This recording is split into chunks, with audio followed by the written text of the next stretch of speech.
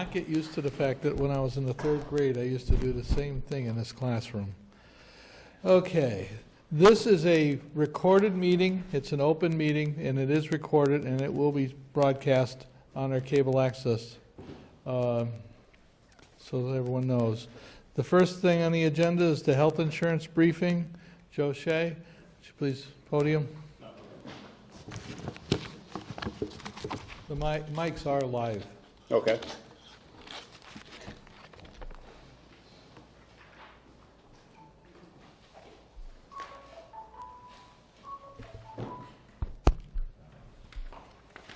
Thank you.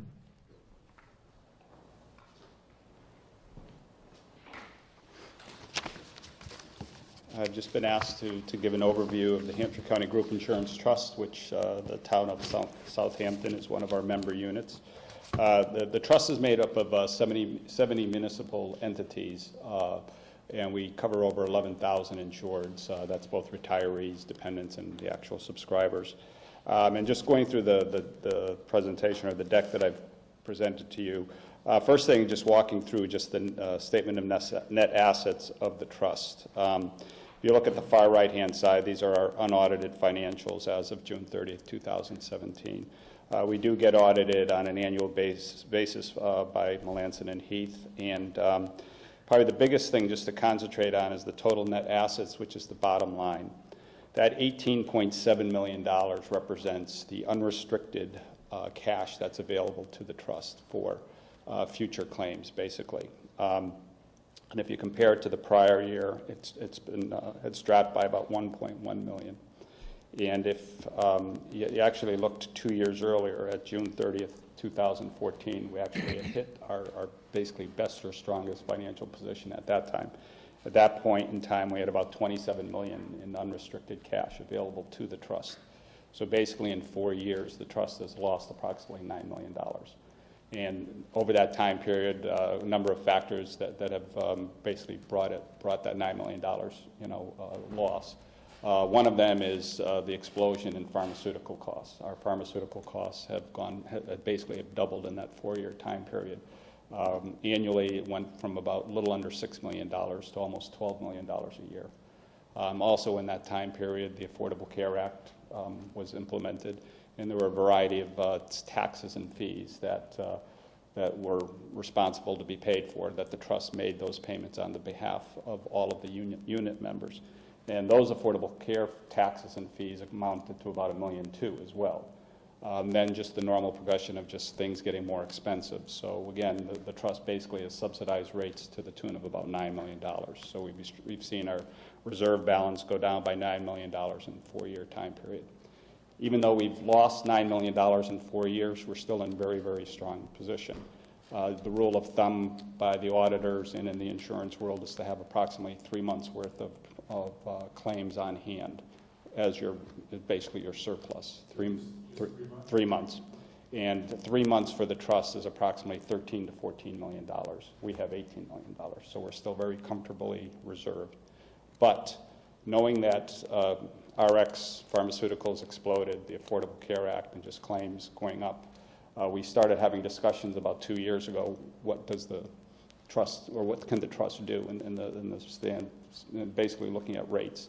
Rates have started going up. What can we do to basically help with the burden on the municipalities and not looking at 10% increases year after year? So for about the last 2 years, we've had discussions with the executive committee and the insurance advisory committee of the trust about making potential benefit changes. Before we get to what those changes are, if you look at page 2 of the handout, these are just rates for the trust going back to 2000. And if you look at the very bottom, last year's rates that went into effect on July 1st went up about 10%. In the last couple of years, you can see just a incremental increase year after year. There was a very nice time period from 2011 through 2014. There were 0% premium increases. Our claim experience ran extremely well during that 4-year time period. We also were in a unique situation of being able to put a lot of money away into the premium reserve. which allowed us to see that unrestricted balance move up to $27 million. Very unheard of in the industry. Blue Cross Blue Shield, who we hired to be our claim adjudicator, was also scratching their head, but bottom line, we just had a very, very good run for claims for that time period, and we were able to not increase rates over a 4-year time period. Since then, we've been increasing rates. We've seen, again, the claims jump, the pharmaceuticals jump, and started to have those discussions of what else can we do to not look at double-digit increases for the foreseeable future, because again, as cycles go, we're in that trough of rates going up. And page 3 is a report that the state actually eliminated a year ago in June, but we still do this, and this is the statement that we did for the town of Southampton. That would be effective June 30th of last year. I'll be doing this or updating this for all of our units in the month of October.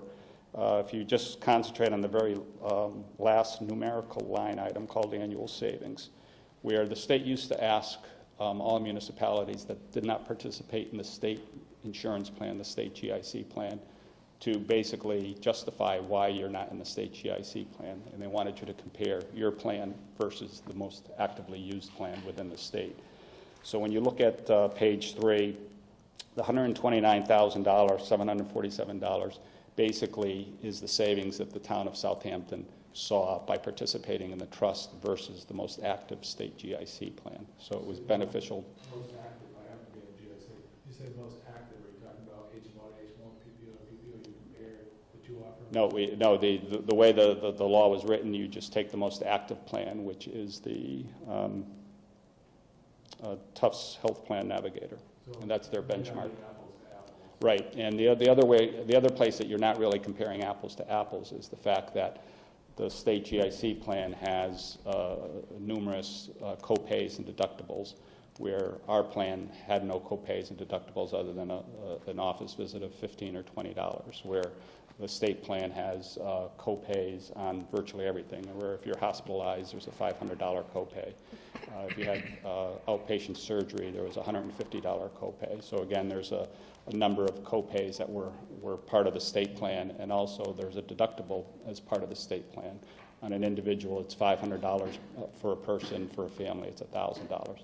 So there's no really way to quantify the fact that the subscriber actually sees a bigger savings than the town does. Just because this number is really just a number. Yeah, again, we're just comparing our rates to the most active, the benchmark plan within the state GIC. Okay. And page 5, as I mentioned, for about a 2-year time period, we had discussions again within the executive committee and the insurance advisory committee of what did we want to do. One of the choices was to do absolutely nothing and keep the benefits as is, which our benefit plan, as Blue Cross will tell you, is unheard of in the sense that there literally are no co-pays or deductibles in our plan other than a $15 or $20 office visit and a $75 emergency room visit. Other than that, if you go into a hospital, it costs you nothing. If you have outpatient surgery, it costs you nothing. So again, it's well, yes, as you're smiling. My background is from the private side, and so what is offered here at the trust is literally unheard of on the private side. It's a very, very, very benefit-rich plan. So again, one of the options was to do nothing, but as we started chewing through our reserve, it would be anticipated that we'd be seeing rate increases at a fairly high level for a number of years until our claims sort of maxed out or at least stabilized and started swinging down. And at these meetings, to put it out to the units, what did they want to see? And it was very loud and clear. They did not want to have a GIC-like plan where there were co-pays and deductibles everywhere, where you're writing a check every single time you go to a doctor. And so the discussion migrated from having some kind of co-pays, but eliminating or not having any kind of deductibles. So if you look on page 5, the second column to the left is what ended up being voted on at our July IAC meeting. And basically what we ended up doing was agreeing that our co-payments would move up from being 000 across the board to having the same co-payments as the GIC plan. So again, emergency room visit used to be 75. We voted to have it go to 100. Inpatient hospitalizations, 0, would go up to $500. And then we would also implement, which the state did on July 1st of this year, a copay or deductible plan for the pharmaceuticals. That's if you went to the retail environment, where if you went to your CVS or Rite Aid, there would be a deductible in place for the subscriber. And the reason that we would want to implement that is because that's the largest place that we've seen the growth in claims for us is on the pharmaceutical sides. So again, the trust, the IAC voted to accept that second column. And basically, by adopting that, the savings would be slightly under 6% to the trust, which means the rates will not have to go up by 6%, basically, and that's about a $3.5 million plus savings annually to the trust. So again, it's $3.5 million worth of premium we don't need to find, or $3.5 million more of a reserve that we don't have to chew through. So again, that was basically arrived at through, again, almost 2 years worth of discussions between the executive committee and the insurance advisory committee. I will say that the July meeting was very boisterous in the sense that probably the biggest sticking point on what was proposed and what was voted on was the specialist visit. We proposed a specialist visit going to $60 for a visit versus the current $15. A number of units thought the jump from 15 to 60 was too much. We have asked Blue Cross Blue Shield to look at the numbers again, whether we present it and revote to move it from 60 to 40 will be dependent on the executive committee that meets in a couple weeks and the IAC that meets in early October. But again, that was probably the biggest sticking point, or the biggest vocal opposition to these particular changes, was a $60 specialist visit. What's your definition of specialist? Anything but your PCP? Yes. But again, where it wouldn't, if let's say you needed physical therapy, it would not, physical therapy, there's a whole host of things that it would not. So if you go to physical therapy, PT or something, it would still be the $15 versus the $60. Yes. But again, let's say your PCP sent you to an orthopedic surgeon for a consult, that would be a $60 charge, as an example. So you're saying that it's column 3 that you're? Yes. Okay. Yes. So is the $100 for all the MRI, CT, this is $100 per test? Yes. How about if you have MRI and a CT done on the same day? There'd be two separate ones, yes. Okay. My particular plan, if you do both on the same day, you only get hit with one. Okay. So, okay. And then just page 6, the last part of your deck is just an article that was in the newsletter that's sent out to retirees, where there was a recent meeting with the GIC, and they basically are going to be overhauling the state GIC plan, just because the state GIC plan basically it can't be supported the way it is, where the state year after year has been writing basically a blank check for the difference between the premium collected and the claims paid. So they are looking at a number of different things. They haven't landed on anything. They actually are going to be putting it out to bid and looking at a variety of options, whether it's consolidating the number of insurers or looking at a self-insured kind of plan. Again, waiting to see what the state ends up doing. The trust itself, if you don't know, I mean, we're a self-insured entity, so as a unit, you share in the risk and the reward of how well the trust does. So we all the units, basically determine what the rates are and what the benefits are. So if we have a good year, your rates don't go up like we saw for a 4-year time period back in 2011 through 2014. And if we see a spike in claims, then we will see rates going up. And we've gotten to the point now that we're looking at the benefit changes and have voted on the benefit changes that you've seen on the prior page. One thing that we do use to mitigate any large claim is we do have a reinsurance plan in place. We have a stop-loss reinsurance plan that for any claim that goes over, for this particular year, $275,000, the reinsurer will pay the claim. So the trust is responsible for the first $275,000. Anything over that, the reinsurer does. And the last 2 years, basically, having that reinsurance plan in place has saved the trust about $1 million from being used in the premium reserve. We've had some very big claims. We still have one that's active that has been running at about $1.5 million a year.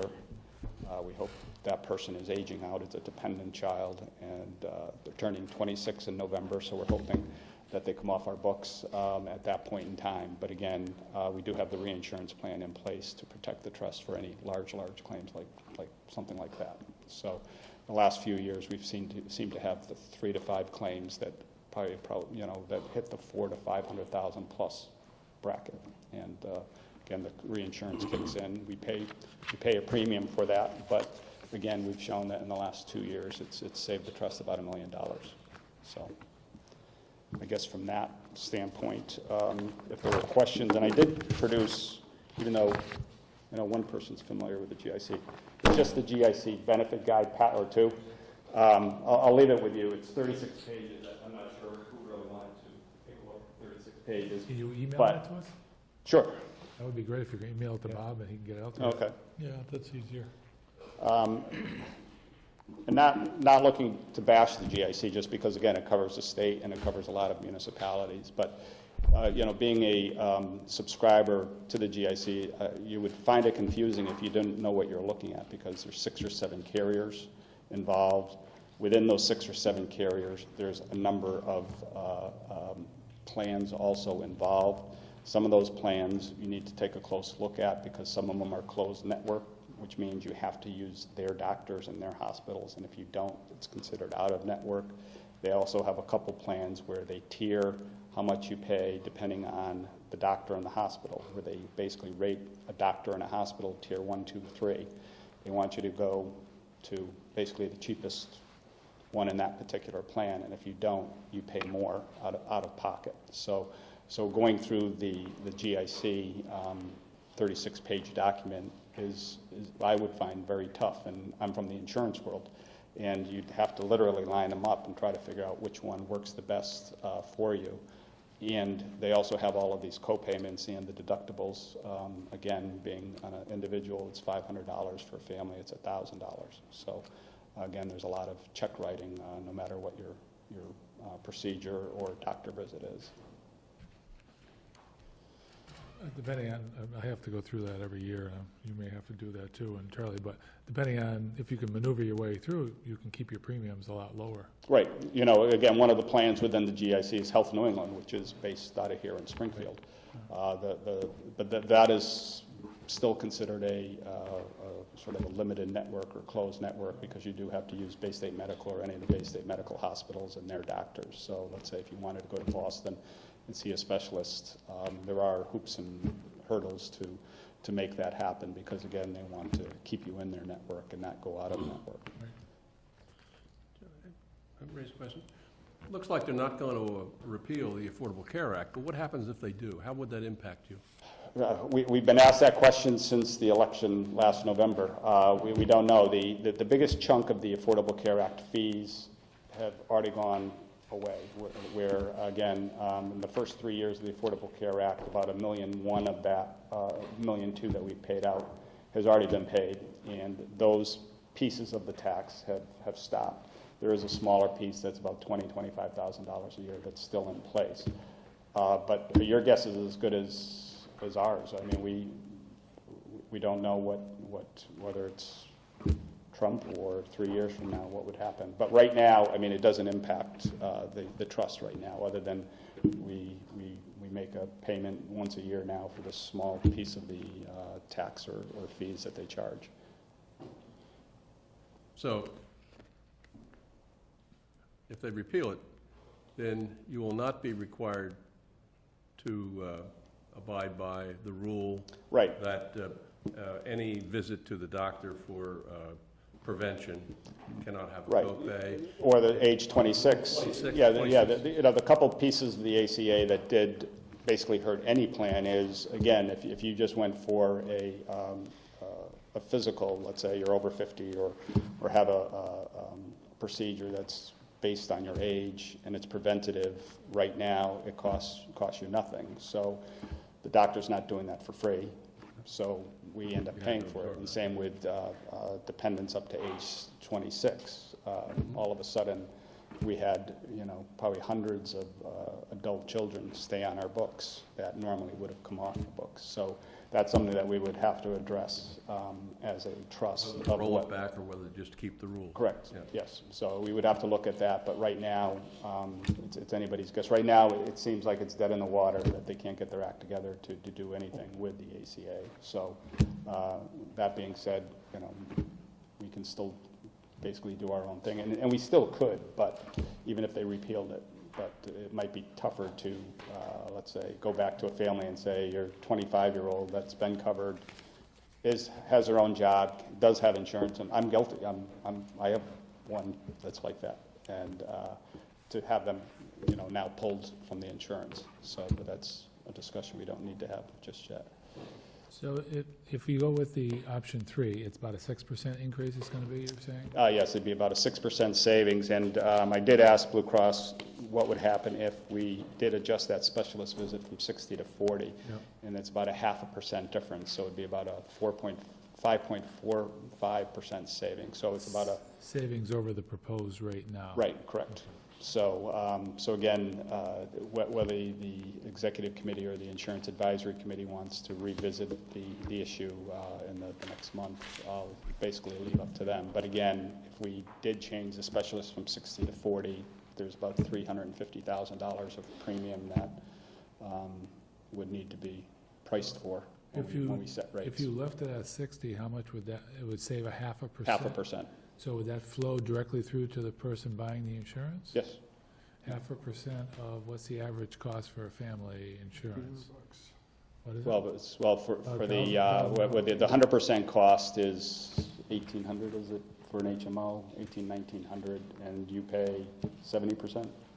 Yeah, so they So- so for the PPO family plan, it costs the employer 500 and For the employee. something dollars a month. For the PPO, that's the most So expensive. 0.5%, what is that, $25? Is that? I don't have my, 25 bucks, okay. Yes, it's not much. I mean, because again, you're looking at $350,000 I'm just wondering. over the whole active subscriber base. And again, these proposed changes do not impact the folks that are on the MedX plan, the retirees 65 and older. But that's $300 a year to the family Right. that they would save. Right, Weighing, how many times do they go to the specialist? specialist, correct. They have to go 5 times to break even then, so I don't know if that's good or bad, you know. You want to play that game, yeah. We have a lot of, families on the PPO plan, Yeah, surprisingly, versus Right, the HMO, and most of them are school employees, because, I don't know why, because Do we maybe they make more money than our other people do, our highway guys or whatever, they can't afford the PPO plan. Is the HMO and the PPO the same split for the town and the, Yep. was it 75-25 or 80-20? 70-30. 70, yeah, 70-30? I mean, we they, do have some units that do not offer the PPO, just because it's a higher price plan, which means that the town pays more, but we do have some units that will not offer it, and it's their choice not to offer it. Are all your unit members required to mandate Medicare at 65? Yes, yes, There's no exception to that? right. Even if they're employed? Well, no, if they're employed, if they're still actively employed full-time, Then it's this, right. okay. And is there a subsequent charge if someone's re-hospitalized within 30 days? Do they have to pay another $500? Yes.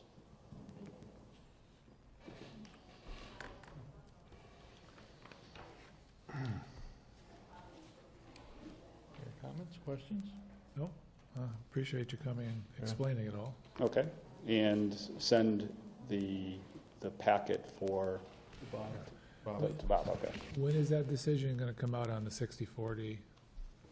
Whether you go with? Well, again, the executive committee meets the last week of September, and then the insurance advisory committee meets early October. The dates haven't quite been set Do yet they make because, decisions at these meetings? yes. Okay, so mid-October? So I would say by mid-October, we would definitely know whether that 60 moves to 40 or not. Right now, this time of year, just from a timeline perspective, we're looking at and we'll be setting the rates for the MedX plan, because the MedX plan rate goes into effect on January 1. So we're just getting that information now from Blue Cross Blue Shield and the federal government, and then we'll just work at the numbers or look at the numbers. We have preliminary numbers right now, and knocking on wood, that last year's MedX rate went up about 9.5%, and it's not going to be anywhere near that, where the government is tweaking the formulary for the pharmaceuticals somewhat, and we're thinking it's going to come in, well under 5%, but we still have to get things finalized. But again, the timeline is to get the MedX plan rate approved by the executive committee at the end of September and put in front of the insurance advisory committee for early October. And it's at that time we'd have the discussions on the 60/40 for the specialist. Could I just ask one question? Are laboratory fees separate from the physician ones? Is there Separate copay for labs, blood work? No, nothing's changing there.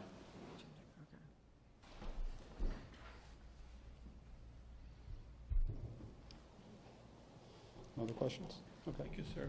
You're welcome. Thank you. Our next meeting is an executive session. Board of Health was asked to be here, Bob? I know they got correspondence to be here a couple of weeks ago. I'm wondering if it got lost in the shuffle. Anybody got access to the chair that they can get hold of the chair? You looking at me? Yeah, yeah, You're talking about the Board of Health? yeah. I know he's on the agenda for the open meeting. Well, we had asked him to be here for the executive session too. I got him calling him already.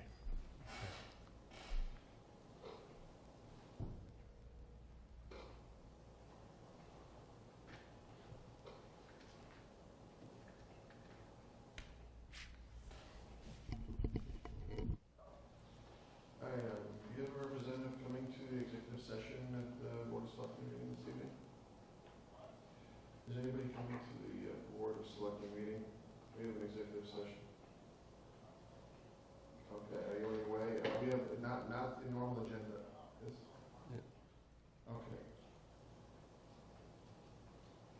All right, maybe, he gets out of work at 6, and he's coming directly here, so. Second session's at 5:30. Yeah. Make it work. Okay. Is his director around? No, there's something else that's, can't say it. Okay, very good. While you're doing that, I'm going to do a roll call vote. Being 5:30, I'm calling executive session as per Mass General Law, Chapter 30A, Section 21, Items number 6, to consider purchase, exchange, lease of value of real estate. The chair declares that an open meeting may have detrimental effect on the negotiation position of the public body. I need a roll call vote. Roden, aye? Martin, aye? Konecki, aye? Labrie, aye. All right, we're going to executive session. My best guess is 15 minutes, 20.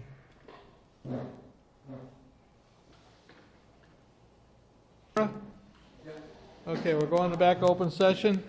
I am going to take 2 people out of order. The first one is the town clerk.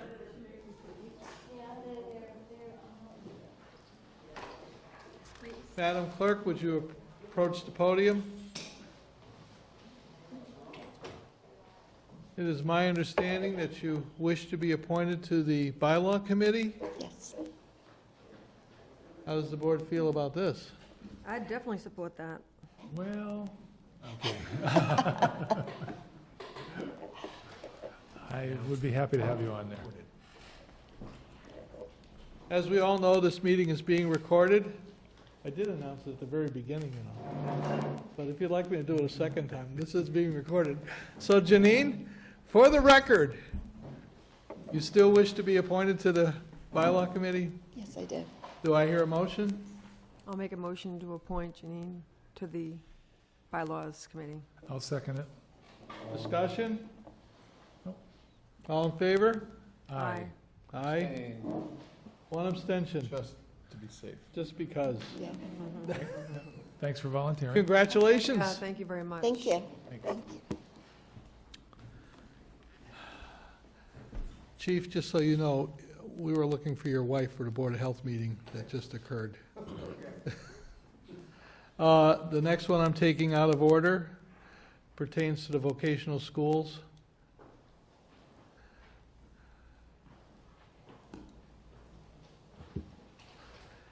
I don't have the paperwork right in front of me, but my understanding is the determination has been that the town will pay for vocational transportation for your child to the Westfield school system. Yeah, the last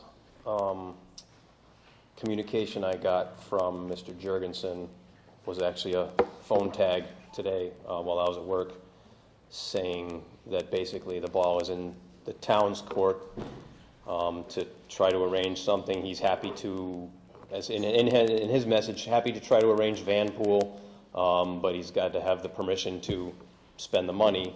And that was the reason you were here before, but no one told us that. Oh, last week, or two weeks weeks ago? Yeah. I went to the school committee meeting too. I mean, I understand the logistics of one kid Yeah. and all of that. And I mean, if we were told from the beginning, no, absolutely no transportation, then it is what it is. We're just trying to find out what's Sure. going on. I mean, we've had 5 different people. We don't even know how he's getting home tomorrow, actually. So. I can update you on the exchange with the superintendent. Please. We've had 4 or 5 emails going back and forth. The understanding that the school system has is that if a student wants to attend Westfield to take a course not offered at Smith Voc, then it is the obligation of the town to pick up the transportation cost. If in fact student goes to Westfield Voc to take a course that is offered at Smith, then it's on the parents of the student to find a way to transport the child. I asked the superintendent if he would see what resources we have for transportation. He reported back over the weekend that there can be a van, will be available from the company that transports other students. Cost is $95 a day, $17,000 annually.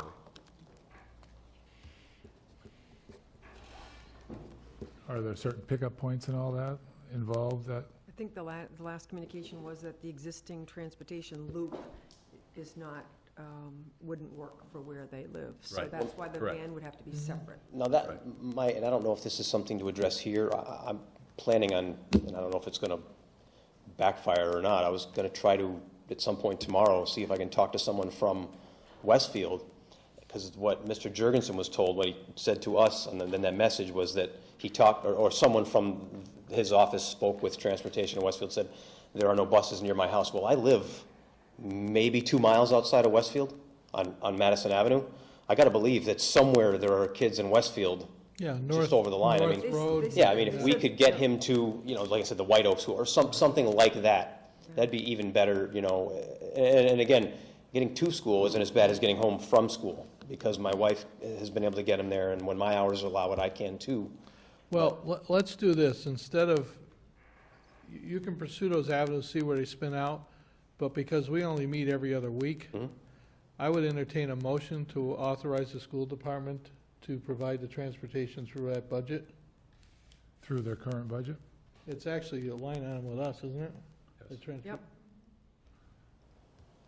Yep. We need to provide transportation, but we need to know where the funding is also coming from. It's in our budget.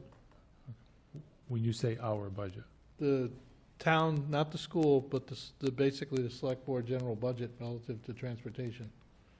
and we have enough to cover it? There's 40-something thousand in there? That includes Smith. Yeah. Yeah. So I just want to make sure before we take a vote, that we have the money to pay it. Well, We're probably going to have to supplement it, but for now, we can get started. we have an obligation to do this. Oh, Throw it up in- no doubt about So, it. and I don't want to have this guy coming back in No. 2 weeks saying I had negotiations with 3 other bus companies, 2 parents and one, and we still aren't anywhere there. Yeah, I mean, we should make a motion that they arrange the transportation and we figure out the funding. Yeah. Yeah. The superintendent has arranged for the transportation. All that is needed right now is a decision by the board, and I can communicate that to the superintendent tomorrow. So we just need to make a motion that we can communicate that we're in favor of it to the So you gotta just superintendent. make a motion. Okay. The funding is not in this motion right now. You make the motion. I'll make a motion that the board approve the transportation, what's your son's name? Nicholas Moran. Nicholas Moran to Westfield Volk. Do I have a second? Second. Any discussion? I would just request, I know I heard at the Hampshire Regional School Committee meeting that new students go through all the different programs and they have to be accepted into Yes. aviation maintenance. Absolutely, yep. And it's only if they go to a program that Smith doesn't have, such as aviation maintenance. So I'm imagining you or whomever would let us know if that's different. Yeah, at that point, I don't even know if he would elect to stay there. I mean, he's got more friends that go to Smith, but he's also making friends here. But yeah, I mean, So he hasn't been formally accepted yet? he's Into the accepted aviation? at the school, but the way they do it, which I believe is the same at Smith, they have an exploratory period of a certain amount of time where they try all the shops, then they whittle it down to 3 or 4 of the ones that they want, and sometime before or after Christmas break, I think I understand it, is when they get accepted. So, Before. so we should make the motion contingent on his son being accepted in the aviation program. So then, does that mean until then he doesn't get transportation, or He will, No, up But- until up then. until then, and then you need to come back to us and let us that's more than know. fair? Sound fine? Okay. Absolutely. Okay. So I'll amend my motion to add that. Did the clerk get that? Amend your second. I'm fine with that. And Jim was the one that seconded it, so. Yeah, I just want to make sure that there are slots available, you know. So he's going through an exploratory program right now. Right now, So yeah, slots going that we- through everything. They have to go through every shop. Then they take, back speaking to the people there, I think they said there's 14 spots available. You know, give or take, I think it was 14. Could be 400 if there's 1,000 kids trying for it, whatever, it's competitive. So, So technically, he's not in the program yet, but he's in an exploratory program, so. yeah, and I mean, that was the program that he declared upon applying. I think it's fair to go till the end of the year and make that call. In the meantime, am I overstepping or am I doing unnecessary work to try to call Westfield and say, hey, you know, do you have, because if they have a bus stop that is If you can within a do- couple miles of my if you house, can we're do fine some- bringing him there and getting him, it'd be easier, and I'm sure he'd rather ride on a bus with a bunch of other kids than show up in a, you know, a little white van every day. I mean, You're We got right. an email today that said that the person that was going out close to Southampton actually drives now. So isn't that what you heard also? That that's not an option, but that going by way of their bus loop. oh, there was one person that lived out there but is now a senior or something? and Correct. Okay. Or is driving. But Right. I would say go out and check it out, like you said. Doesn't hurt. And I'll certainly communicate that Yeah, just bring you it know, back to us, that's all. to you. If you can save us tax dollars, everybody would Absolutely, appreciate I it. live here too. I mean, Yeah. they're my tax dollars too. So, Thanks for Alright. doing that. So all in favor of the motion? Aye. Aye. Aye. Okay. Good luck to your That was son. 5 ayes. He'll call the superintendent I'm and, going to send a message to the superintendent tomorrow morning, saying that the board has voted to authorize the He should transportation. contact the superintendent. Let us know, you let us know I if couldn't hear you. He should there's any change that you've been able to Right. find out. Absolutely. Okay. So track backwards to the superintendent. Thank you. Thanks. Okay. Because there's 2 members of the Board of Health here, do you want to just do the Board of Health first? just keep this, I know it's not in order, but We're here. we're here. Yeah. Would the chairman of the board approach? Ben Hogan, 73 Gilbert Road. Do we have the form, DCF? the PCF form? Yeah, it's in our packet. It's in the packet. All right, well, Uh, you have, somebody has the original. I have the originals, Then that's what I'm looking for. okay? You want to take the action, I'll have the original for you. You have to appreciate the clerk in his office comes after me on Wednesdays looking for all the originals, assuming I walked off with them. It's a good bet, though. No, it's not. Sometimes she's correct. It only happened once. People don't forget. Yeah, I won't forget.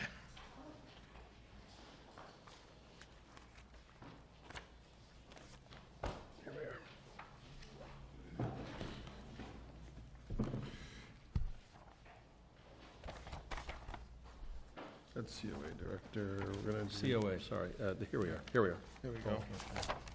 Here's the other one. Oops, one is temporary, one's permanent. So we have the emergency one first, right? Right, emergency one, Jim. Right. Okay.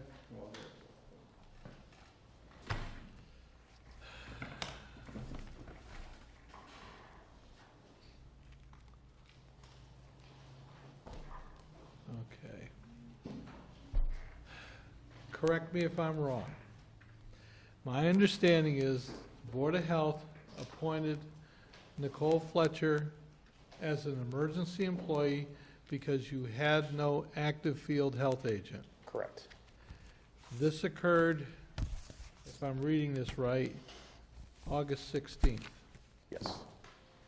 And at that point in time, you did the protocol of submitting it to the Personnel Board. Correct. And the Personnel Board had reservations on this process and voted to submit this to the Board of Selectmen. At that point, originally, they denied it, Right. and they They- wanted more discussion on Nicole's qualifications and why we chose her.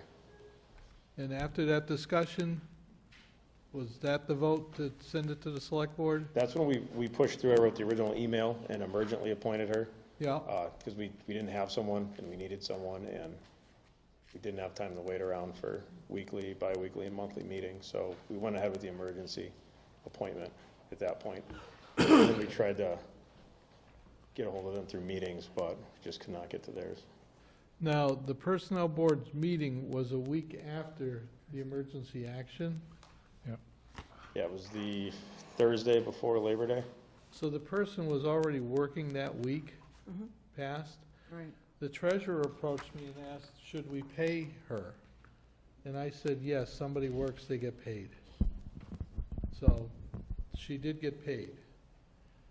This was left in limbo afterwards with the Personnel Board. This was Well, left in that wasn't my limbo. understanding of Yeah, it. this was left in limbo because to be the health agent, you needed certain certifications and qualifications that I believe this person didn't have. That's why they kicked it back, saying, this, you want to pay the same rate as the person leaving roughly. This person doesn't have any certifications that are needed to do that job, so we can't approve it. And they felt Is that- obligated to cover the 2-week emergency because you don't, it doesn't have to be approved, it can be appointed, and that, it was at the same rate as the outgoing health agent who had all the It was a little less certifications than and the such. outgoing health agent was actually making more than that. But close. But yeah. close. And this person didn't have any of the certifications, qualifications, and that was the reason they didn't. Right, so Pass the it. 2-week was approved. Right. They felt like they couldn't really do anything about that anyway. But then when the temporary, or did you submit a temporary after that, or The permanent? emergency and then Then the permanent. permanent. Right, yeah. Then it was held because they wanted to investigate, because the person, they didn't feel that the person had the qualifications and shouldn't be paid at the same rate Yeah. as somebody who had the qualifications. Correct. Now, wasn't another PCF submitted at a lower rate without the qualifications for this person? No. No. They, I saw in there they had an administrative assistant, Yeah. at a rate in there, but we're not hiring her as a administrating assistant, it's an enforcement Okay, so, agent for the Board of Health. PQB proposed a lower rate. Yeah. is that what it was? They Yeah. proposed a lower rate. So, not going with the hiring, but going with the emergency form, this is sort of after the fact. 2 weeks have gone by, we're into the third week, so the emergency form has come and gone. Emergency. Still has is to be up- approved. Oh, it's not temporary, it's emergency, yeah, 2 weeks, yeah. It's 2 weeks. So my question is, it's sitting in front of us now. Person's already been paid. Do we take an action with this? I mean, legally, we have to pay a person if they're doing the work. And I told the treasurer to do that because we knew that we didn't want to get an I guess the concern is the qualifications for that position and the rate for somebody who doesn't have the qualifications. So, but that's different from that. That's different from this, and this is come and gone, to be Yeah. quite blunt. Yeah. So my question is, does this board want to take a position on something that's basically a moot point at this point? The person's been paid, the process has gone through. I mean, if we vote to deny it, it does nothing. If we vote to approve it, it might set a precedence to saying that we just trumped the finance committee and the personnel board. I agree. So the vote would be to table it, no action. I'm waiting for a motion.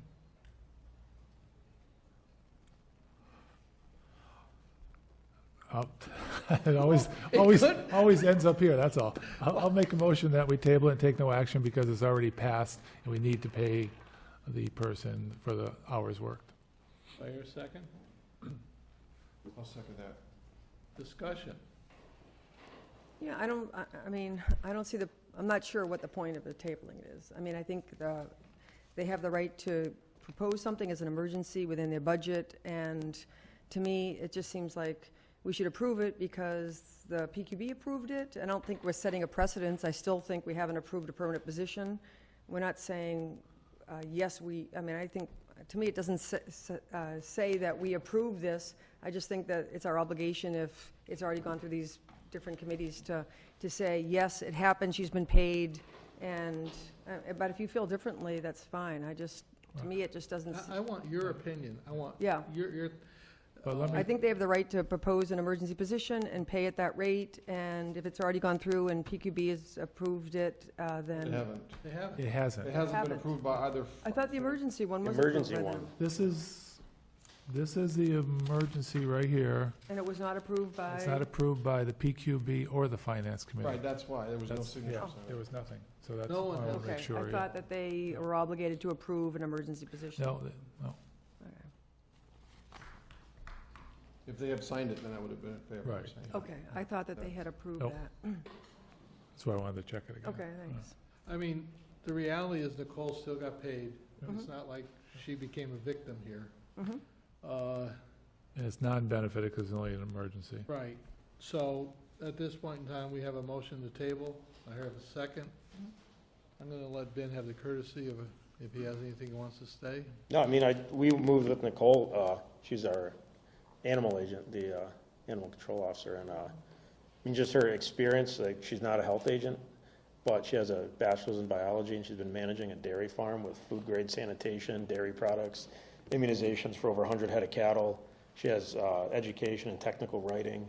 So, I mean, she doesn't have actual health department certifications, but her real-world job experience, you can't learn that at college, and that's why we felt that rate and her was a great move to go. And you mentioned certification. We got her into a ServSafe class, which she passed. She scored high enough to teach the class, actually. So, obviously, I think we made a very good choice with Yeah, it Nicole. doesn't sound like she's not a good choice, but if the position requires certification. Doesn't require. There's only one certification that requires. It's, then what we is would that? like to see a lot, but actually at the rate that we're paying her, if someone has all those certifications, they'd be asking for $10 or $15 more an hour. What is required to be? Just held? ServSafe, that's it. Okay, so if she met the qualifications now?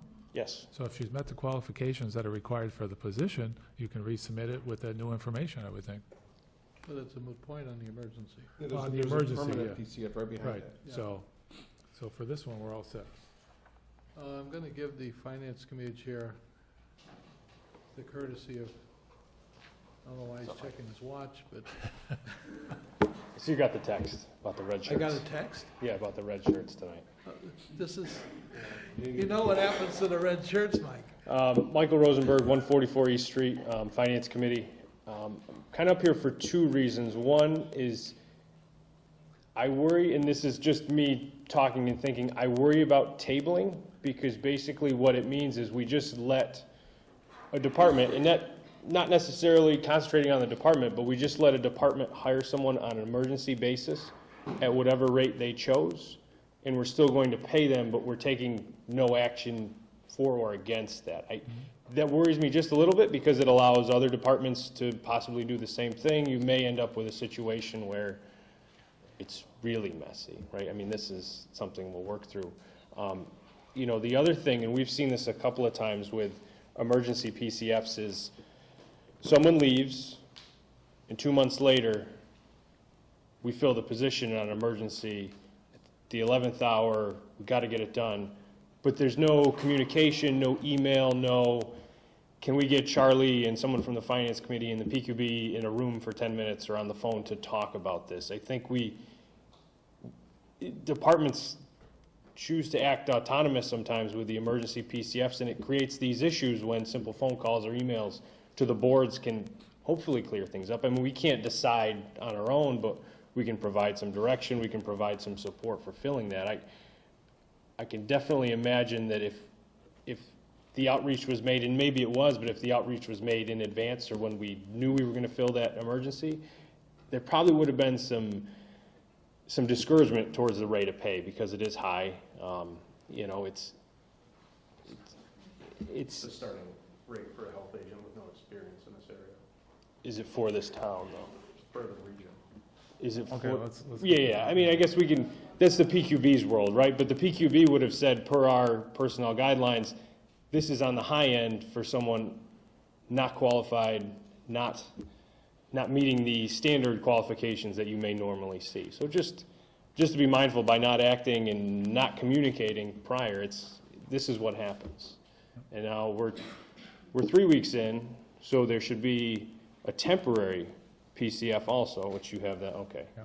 Right, so they shouldn't be working past the 2 weeks if the temporary isn't signed. The emergency is to get you into the third week to get it signed, and then you can continue it for the next And 12. I believe they were aware of that. Okay. They actually projected out the 2-week date and were aware that that was last Thursday. Okay, yeah, so just, So I don't know if she's worked since then, but they were very aware of that date. And it was not my understanding that they hired somebody in the emergency that was above, or it was within the range of a health agent. So I can see what you're saying, but I think if somebody put out an emergency PCF and it was outside the range of the position, then I think that would be a problem. But if somebody puts in an emergency and it's within the range because it is an emergency, I would be okay with that. okay. Just some thoughts. I mean, we haven't met as a finance committee to review any of these, so we don't really have any, That's part of the problem. right. Well, PQB didn't forward them, Right. So Mike, Well, we're aware, I was at the meeting, but it hasn't come but to never us. got up to you, so you didn't have to, yeah. just a quick question. If you were to look at this PCF, do you look at the rate of you just look at whether they have the money in their budget, or do you actually look at positions and pay as well? So the PQE reviews rates of pay in hours. You know, we review that as well as the overall budget. So Vicky does this fit within the budget? PQB looks at the rate. We look at both. You know, without seeing it, I can't, you know, say it'd be a yes or a no, but yeah, we look at all those things, and sometimes it's just not, you know, feasible to fit things in there. You know, there are times we approve PCFs when we know it will go over a budget, but those are sometimes, someone goes on leave, for instance, you're still paying that person, you need to fill that role. You know at the end of the year you're gonna go over, but we move it forward because that's what happened, you know, that's life, right? So you didn't see the emergency PCF, I guess? Not, the finance committee has not. I was at the meeting when it was He looked was at. sitting with me when we were meeting with PQB. It didn't go to, PQB rejected it, so it would never It go to never the would Didn't finance. go any further, okay. Correct. It's that, okay. And basically, they said, bring it to the select board. So we now have a motion on the floor to table this. No, real quick question, under MGL Chapter 111, Section 27, boards of health have the hiring authority, and they can set their own pay rates, and that's not mentioned anywhere in the personal bylaws, and the bylaws do only state that they're guidelines, they don't say that it's black and white set in stone, so where do the bylaws interject with state law, because if the bylaws are removing, and We have sent, hiring. I have sent this to town council right, for further clarification. yeah. I gave you, Because I've seen in the replies last- where it says PQB has they don't believe they have the authority over boards such as the Board of Health and whatnot. That was only the first paragraph. Right. Yeah, there's a lot to it. That was very in-depth, The right. paragraph Yeah, said, yeah, I think the issue is whether or not you can bypass the PQB. right. Basically, and I think that's the issue here. So, my personal feeling is that you have the right to hire at the rate that's in 'cause the we're within budget, our especially for budget. an emergency. Yeah. I'm not comfortable bypassing the PQB committee. So I would love for your committee and their committee to get together, and similar to the police department and fire department, when people meet certain certifications, they get additional pay once they become certified in the various things. We've invited them to our meetings, but they told us they don't want to come because they're afraid it might violate open meeting laws if they come to ours. You can just have a joint meeting. I know. Yeah. So we're back on just this emergency one, right? that's right, that's the only one we're focusing on right now. I mean, Did we actually have the vote to table? Did I miss that? we didn't vote. Okay. We're waiting I, for that. I opened up the discussion, I gave some courtesy to, Okay. some town departments, so I'm waiting for a vote. All in favor? Aye. Aye. Aye. No. It's 3-1. So that's tabled on the emergency, is what we just voted on? Yep. Okay, now we're gonna talk about the other one? Temporary? Yeah. Now the temporary. Do we have a permanent also? I think that's a permanent one, Part-time, unbenefited. actually, it doesn't, it Should just say- says part-time, so that means permanent. Yeah, that's what I thought. Yeah, I do not remember the board, the PPP board submitting this to the Board of Selectmen. right. They didn't, I mean, they were still caught up on the emergency. And we're without a health agent. I mean, so do we So- stop doing Title Vs until we hire someone? Like, because I mean, we're swamped in the office, so what services while we hire? And when you don't have an agent, do we pay? Well, Because you contracting out You costs also have more. a director that's Right. supposed to be qualified to do this. Yeah, she's been in the field and stuff, but she still has a lot of office work to do as well. Maybe we can, I mean, paying a contractor, I know your rate, so we can't afford you to come out and do no, stuff. you can't afford me. No, we can't. I mean, This Thursday? Yeah, Okay. Charlie, PQB is meeting this Thursday, right, so we I could, think they wrote a very lengthy Yeah. memo Yeah, asking for legal opinion, right. it's already happened, Yeah. right? and I'm still waiting for it. And they haven't met since. So they didn't reject it so much as they were looking for legal guidance as to whether or not the Board of Health had the right to propose any rate they wanted and bypass their committee, or whether or not the PQB had to sign off on it before it came here. And so they were just doing due diligence, I think.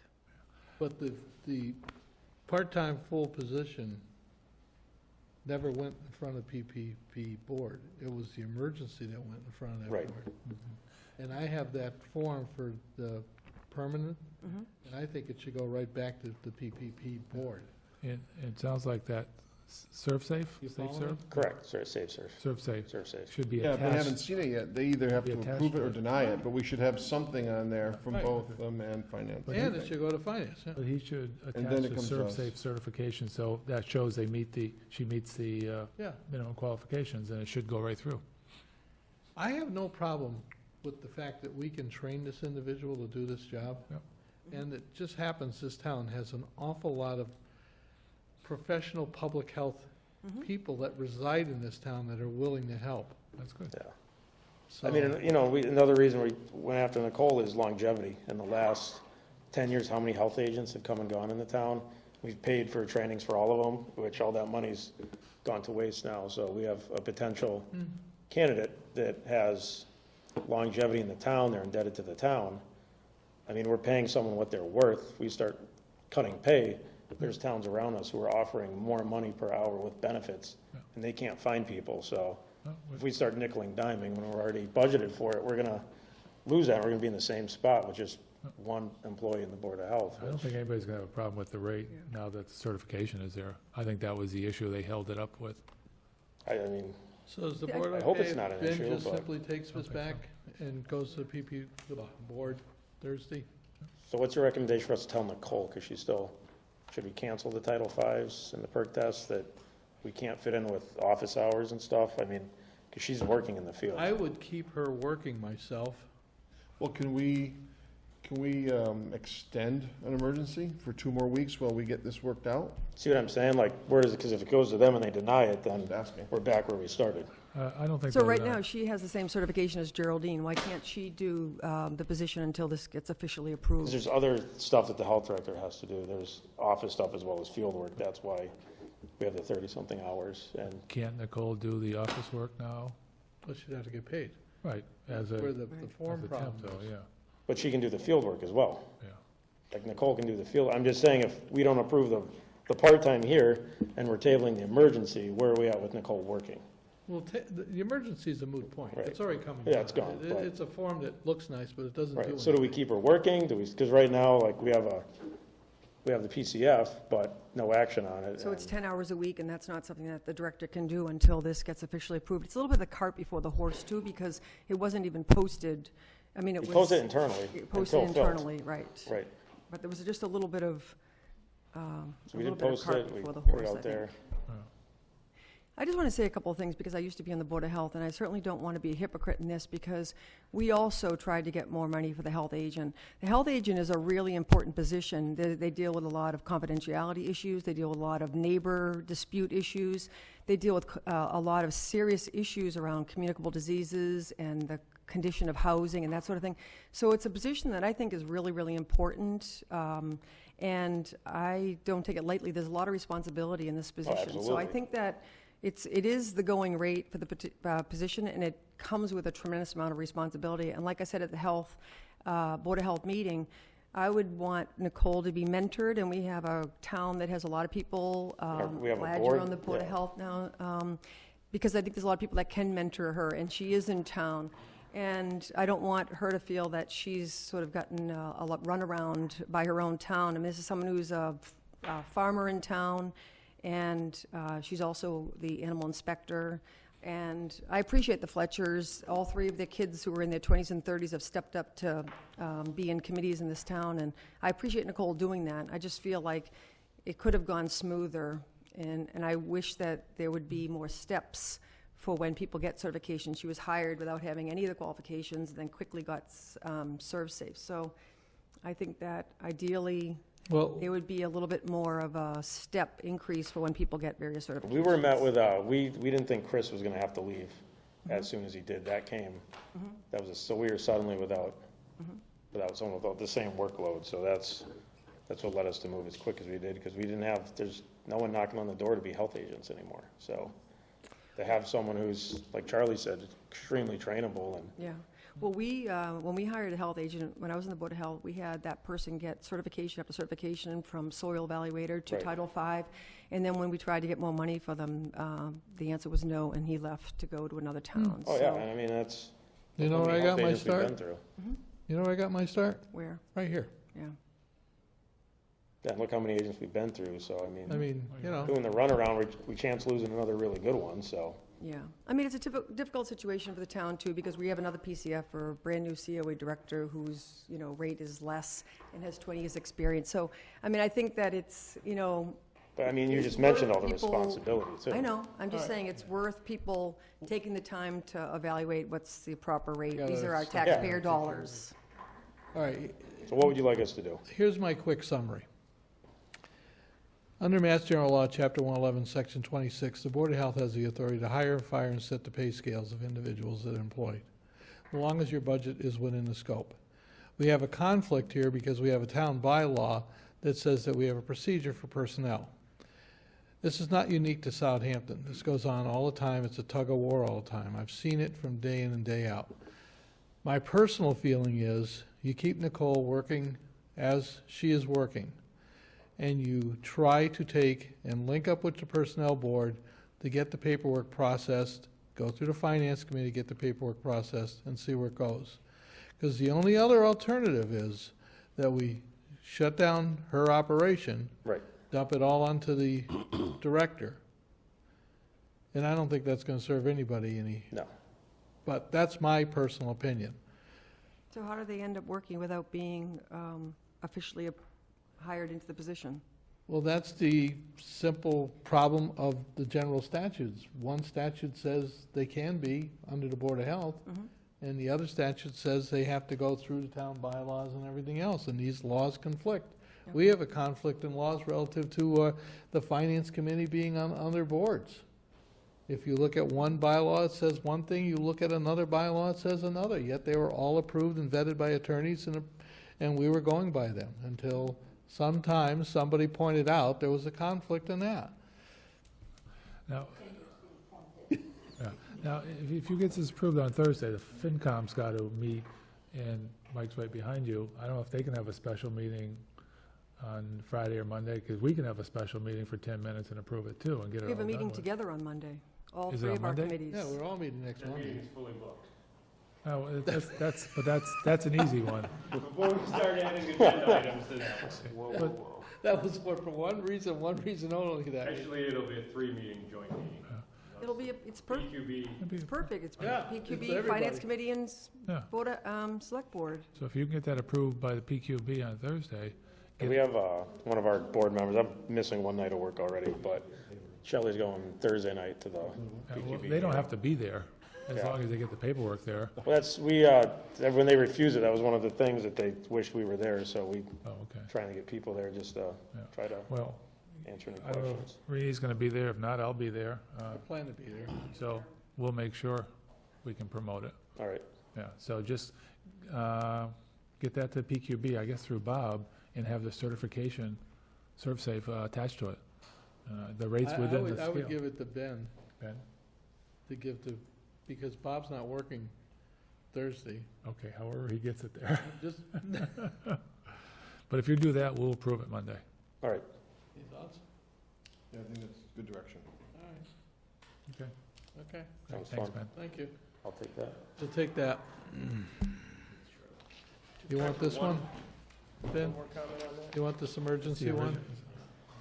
It's not signed or anything, so it's put like, for Velda, those two are leaving. Yeah. She's gonna look for some Michael Rosenberg, Finance Committee, 144 East Street. So one other just broad idea on the topic, and we have talked about this in relation to the shuffling of health agents, is having inspection service departments with one inspection service employee. So a building department has a building commissioner, health department has a health director, agent, whatever title you want to give it, and they work their 4 days a week or their 5 days a week, and it's a one-person department. I mean, we are a smaller town. You know, we're going to get into this because someone may get certified and then get offered another position, then we're going to be down to health agent again. I think it'd be an important step for maybe the Board of Health and the Select Board to discuss the nature of the department and whether it's worth modifying it so it's similar to the building department. There's one full-time individual in there. I mean, it makes sense. A lot of towns operate that way. When you're splitting these hairs between who can do what outside, who can do what inside, it just creates problems. It creates scheduling issues. It creates absentee issues when people aren't here. But it makes good sense to have one person in there and one person in the building department. And I know we've brought this up. I've brought this up numerous times. It doesn't seem to get talked about, although it should, at least in my opinion. That's it. thank you, Mike. Okay. You guys want to do a pizza break, seeing we haven't had any supper, or what do you want to do? Fine Oh, with me. Yeah, Unless you Charlie, got can I? something, unless you got somebody sitting here that needs, we Yeah, can we get have them out. somebody here from Boston, We to do? talk about J&E. Oh. I didn't know if we could just hear that quick and then break, and then Yeah. I'll step off the board. I'm fine with that. No, you just want to grab a piece of pizza and run out of the room. I got it. So, All right, Board of Health all squared away? Okay, thank you. If you're waiting for pizza, that's cool. The speaker for J&E? I'm gonna step up. Yeah, you want to turn the temperature up a little bit, or shut the air conditioner off, or start the campfire or something? Sit closer. Yeah, I feel like I gotta go to the car and get my jacket. It's like, Hi, do I know you? you do know me. Rachel Fisher, 60 Gun Road. Back in June, when Peter Cocott came and Jay Ash came to visit town, they also visited Janie Precision, and they put us in contact with Deborah Boronsky, who is the Western Mass Regional Director of the Massachusetts Office of Business Development. And he said that, and she said that we should apply for the Economic Development Incentive Program for the addition that J&E Precision is going to begin in October, hopefully, of this year. It's going to be a 7,200 square foot building adjacent to our 45,000 square foot facility at 107 Valley Road. We plan to bring in 15 to 20 full-time positions over the 2018 calendar year, and we've finished 2 applications for this program. Robert Markle has seen some of our paperwork, and the next piece is a tax increment financing agreement between the town of Southampton and J&E. I have copies of that, and Robert Markle already saw that, but I'll have Deborah explain what that is. Hello. Hi. I'll not have pizza, so I'll make this quick because it really does smell good. So, hello, sir. How are you? Very good. So tax increment financing basically is this. They own a property, it's assessed at X number of dollars, and therefore, based on that assessed value, they pay taxes on that assessed value. Right. There's going to be an addition to that property, which is going to increase the assessed value. The incremental financing agreement between the company and the town is this. You continue to pay the taxes you've paid, and we will agree to incrementally increase your taxes based on that new value by a percentage over a period of time, so that the town does not give up any of its current taxes that it collects from the company, but rather is going to forego a larger piece of it in order for them to reinvest in the business. As you heard, they're hiring 20 people. This company also qualifies for state income tax incentives. They're a manufacturer. They are employing a lot of people, and so we're working on the state side of things to help them with some forgiveness of future income tax payments on future profits. Again, the whole idea behind this is for the money to go back into the company, to keep people employed, to keep training people, et cetera, et cetera. The process is fairly simple. I was a selectman in East Longmeadow, so first and foremost, I have the greatest respect for all of you. And so I'm happy to be here and help you with the process. It really is simple. I know if you approve it, it needs to go to town meeting, correct? So we can take your approval of this process and approve the whole thing provisionally based on the vote for the town. So I'm happy to answer any questions you might have. Well, So basically, the agreement is between the company and the town that says, okay, whatever the new assessed value is, and do we have that figure, the new assessed value? Thank you. Okay. So the assessor would have to take a look at the current assessed value of the property and then the proposal that the company has for adding a new building. And your assessor needs to take his or her best guess as to what that new assessed value will be. And it's that amount, the difference between what's now and what would be, that we would work with to incrementally increase. So let's say it's $100,000, just because I can round up and down really easily with that. If currently they're assessed at this and the difference is $100,000, you can say that in 2018, we'll forgive 100% of that $100,000, which means they won't pay any new taxes. And in 2019, we'll forgive 90%, which means they'll pay X percent. Or you could say it's a 5-year TIF and we'll do 50, 40, 30, 20. It is entirely up to you. It is your decision as to what you want to offer. And every city and town is different. Everyone is different. Now, this proposal is for 10 years. Yep. And there's no. It can go as far as 20 years for 100%, as few as 5 years for 5%. And is there a requirement that the people that are hired are from Southampton? So the TIF agreement that you have in front of you talks all about where they'll hire their employees for the build-out, what they'll do specifically to hire local talent. That's all part of the agreement that you would be looking at. And the state looks very, very specifically at those terms. Yes. And I think it's using a base year of fiscal 16, which probably should be updated to the current fiscal year. Obviously, taxes are higher now than they were 2 years ago. So we'll take your base tax rate and use the same rate for the 10 years. We won't try to figure out what your tax rate's going to be for the next 10 years. And again, the best guess from your assessor, when the actual bill goes out, your assessor's going to know the actual real value, and he or she, when they send the bills out, will send the bill accordingly.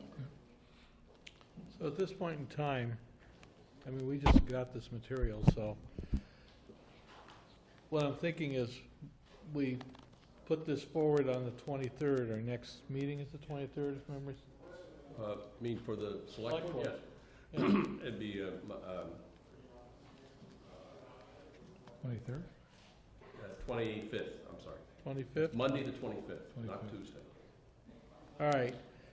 So that it will be here for us to take a formal decision. Right. Put it on the proposed town meeting articles, so it shows up as we put our warrants together. And we'll see what the numbers look like, and we'll have a formal discussion on this in 2 weeks. Yeah, I mean, right now, looking at this, we have it in our paperwork, but it's a shell agreement. There's no numbers in here. No, it's up To to me, you can't make an agreement unless you, Well, that's one of the reasons I want to hold 2 weeks. I want to get something from the assessor's office telling us what the projected value would be, so we see what kind of money we're actually And talking we have a about. very specific worksheet that I can send to you, and once you plug the figures in, it'll tell you what that forgiveness Bounce it is. to the town You could administrator. email that to me, Perfect. because this tip will, a version of it at least, will go on the warrant, Okay, if the selectmen approve okay. at their next So, meeting. you'll get me contact. Okay, Could we have your business cards? Yep. In case I Now- want to track you down independently. I only need one, Is there any history of Southampton doing this in the past? my recollection. no, I'm excited to say that this would be your first. Now, just so you know, there are 5 of me throughout the state, 5 regional directors. I have from Worcester, Sturbridge West, and I have many cities and towns out toward the Berkshires as well that have never done this, that are working very hard to help their businesses. Shelburne Falls, Lenox, Montague, to name a few, Turner's Falls, who are doing this for the very first time. So it's very exciting. TIF program has been used typically in the larger cities Yeah. For 20 years, 25 years maybe. It's now being used in smaller communities. Because every penny matters when it comes to keeping and growing companies today. Very good. Thank you. thank you very Thank you much. very much. A question, Charlie, on this. Should we have an executive session? Because we need to talk about the length, we need to talk about percentages and all that. Will that fall under executive session? Negotiating, or is it really negotiating? I don't know, Because now, because we're not negotiating with the other side. no, yes and no. Well, If they're coming with a 10-year, and we say, well, we want to do 5, 6, whatever. would you find out from legal if this needs to be an executive session for further discussion? And put it on for our next meeting, which is the 25th, I guess? Oh, it says 26th on this calendar. I've got the 25th. It is the 25th. Yeah, 25th, special day, it says. And I remember why. Then why does this say the 26th? It was supposed to be the 26th, but I have tickets to the Red Sox game, couldn't make it. What do you have? What does it that says the 25th? I know it's the 25th for sure. It's 25th. We have a meeting on the 26th, not the 25th? 25th, We're meeting the not 25th because he's, 25th, not the 26th. because he's going to the Red Sox on the 26th. I was just there Sunday, yes. I'm a jinx, I think. At least he's consistent. Okay. Now we got pizza for you, Charlie. Wasn't so worried about you. Well, we've been at it for 2 hours now. Do you want to take a 5-minute break? Quickly. All right. There's a 5-minute recess. Only one piece left. Okay, we're back after that quick recess. Town of Southampton Board of Selectmen's meeting, September 12th. I'm taking things out of order to accommodate individuals. We have a joint meeting with the Driveway Regulations Committee. Evening. Mark Reed, 166 Brickyard Road, Chair of the Driveway Regulation Ad Hoc Committee. We have been meeting since November last year, have had 9 meetings, and have come up with a proposed driveway regulation that I believe you have before you. If not, I have copies, hard copies for the board. The committee consisted of Jim Labrie as a member, Ron Lauren, Randall Kemp, Tom Quinlan, Chief Workman, and Dan Pellegrini. So those were the members of the committee that have been meeting to develop these new regulations. We've gone through, as you can see on the bottom, 7 different versions of it, refining it over the past 10 months or 11 months. And we are ready for the select board to make their final decision on it. The committee had their meeting just prior to or during your break to dissolve, because it's in the select board's hands now to do as they please. So I did a quick review of this when I received it. What I would recommend is we seem to have a practice of allowing 10 days when the policy is submitted to us before we formally vote on it. So what I would recommend is that we instruct the town administrator to have it posted on the website, and that we take this up on our September 26th meeting. 25th meeting. I'm going to be the only one here. And do a formal vote. And that'll allow the general public time that if there's something that wants to be red flagged, it'll get back to us. Sounds great. We would like to thank your committee. We understood that this was a long process because there's a lot of variables in this. Correct. And we just want to say thank you. You're welcome. It was a pleasure working with the other committee members, and it was very involved. Southampton has unique topography to it, so driveways standards are difficult to come up with. We worked very closely with Chief Workman to make sure that his rescue equipment could potentially get up, and if there was a need to respond to an emergency situation.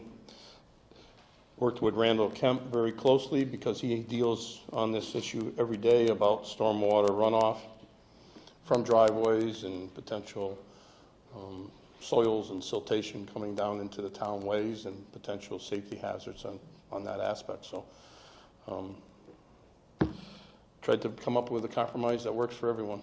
Yeah, that's what we'll give the general public, 10 days to take a look at this off the website. If somebody sees something they're concerned with, they can contact the town administrator's office. But in all, great work. Thank you. All right. Thank you for taking me out of order. Thank you. Charlie, let's also get a copy at the town clerk's office, so if people can go in there as well. Sure, town clerk's office also. Make sure, can we make sure the town clerk gets a copy? Slide one over the door. Okay. Perfect. And taking things out of order still, bylaw committee. Drum roll, please.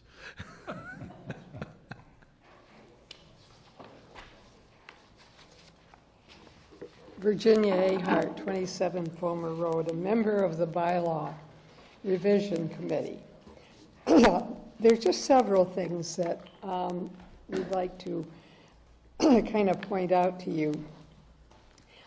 You have in front of you, in your packet someplace, the Council on Aging proposed article which we support with one little reminder. It says number 4.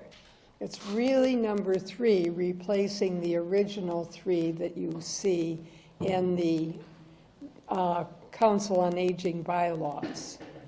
Because there's 3 articles in the bylaws. They're not changing the first 2. But they are changing the 3rd one, but it got printed as number 4. So that's all you need to do. We support that. We felt it was a good change. And and I understand they want this to go as an article to the special town meeting. Let me stop you for 1 second. Will you put that on the Yes. cheat sheet for town meeting? Yes, I'm a little puzzled. I put this on the warrant, the draft warrant, and so I went to the bylaws, and I saw that at section 4 as well, in the bylaws. Yeah. I read it, and I went through them today, and I don't know whether it got changed at some time, but it will be number 3. Okay, yeah. In place of the other 3, and there should only be 3. Also, we are in support of the articles that Finance Committee has put forward, including the one about their membership.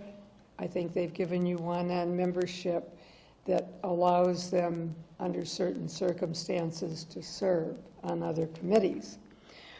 And also, we support them on the one on the changing of the timing of town meeting and elections. We also hope to present to you, before your next select board meeting, the new articles that are being composed on membership on committees, both elected and appointed, and also on conducting business. And that's what we're going to be working on for the next couple of weeks. And we would like to get them to you and get feedback from you on that at that time. Are there any other questions? Stop for a second. The proposed bylaws on the timing of the election and the town meeting, Yes. as well as the seats for the Finance Committee in relationship to other committees, we need to make sure that's reviewed by town council. Yes. We know there's some conflicts with that, Yes. even at the rewrite. Okay. So, you'll take the lead on? We'll do that. I noticed in the notes that the bylaw committee sent out that they were recommending that we separate the town meeting and the town election by at least 35 days. Yes. In the event that the town meeting were to support an override election. That way you wouldn't have an election for town officials and then some point later on, 2, 3, 4 weeks, yet another election. I had it like that, but then in thinking about it, although the practice in the town is to send any override petitions to the town meeting, that's not required. All that's legally required is for the selectmen to put an override question on the ballot. And so if in fact there's some sentiment for some override or capital exclusion or debt exclusion, the selectmen could decide in April to send something to the ballot. And if you wanted to have an article at the town meeting, fine, but that's not binding. The town meeting could say no, it would still be on the ballot because the selectmen put it there. So the other approach to this would still have like a 3-week separation, not a 35, because the town meeting doesn't mandate to the ballot, the selectmen do. That may be correct, but occasionally at town meetings, someone suggests an override. Yeah. And this would allow that to happen. Well, I was going to bring that, we're going to talk about it later on, but that's the issue. If you're going to have your town meeting first Tuesday in May, add 35 days and you're going to have your town elections in June. And that would be unusual compared with most communities. The 35 days is because that's the length of time it takes the town clerk to prepare the election ballot. And you have the caucus as well. Well, the Now, you have the caucus, caucuses, and we talked about that as well. yeah, That's already determined. The caucus would be before the town meeting. Correct. That's the 35 days. That's the driver. 38. 38. 38 days. One is 38 and one is 35. But that's the driver, though. Yeah. Right. Well, So, I mean, that's you can work on now at that, but we are in support of making that switch. Frankly, so am I. We knew that. Yeah, well, If there are no more questions, thank you. please consider looking carefully at any materials so that we can discuss those 2 new additions. We all set with that? The only question I had about the COA one was, it says, under the direction of the town administrator / select board. Why wouldn't it be specifically the town administrator? Well, in case there isn't one. Okay. There you go. This has been known to happen. Okay. Just want to make sure that position has authority. Marla? I'm trying to take people that want to go home quick versus where I know we're going to have a discussion with that project. For those people that don't want to be here, please approach the podium.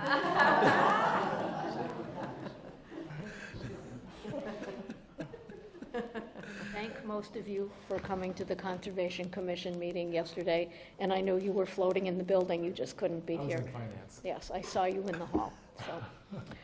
Marla Hank, Gilbert Road Conservation Commission. Earlier this year, I was approached by the Kestrel Land Trust and Winding River Land Conservancy Group to consider having the Conservation Commission become the holder of the conservation restriction for the property along Red Brook, which is part of Red Brook Estates. And we had a number of questions, went over it, but basically at the meeting last evening, we voted to accept it pending the select board's approval of it. It comes funded itself. The homeowners association pays $3,600 a year to the holder of the CR. That money is then used to hire a monitor who will then inspect the land to make sure, per the conservation restriction, that it's being kept properly. So it doesn't cost us anything. The president of Winding River said that the Winding River people would fund the legal work to effect the transfer in the deeds. So that wouldn't cost us anything. And monies that they have left over from the collection of the money from Red Brook Estates, because it doesn't really cost $3,600 a year to monitor, it goes into a special bank account, so we'd have to have that too, but they would transfer that balance to us. So the question I have, one, your Conservation Commission is willing to accept this gift and be the stewards of that land? We're not really the stewards. The responsibility of that is the homeowners association of Red Brook Estates.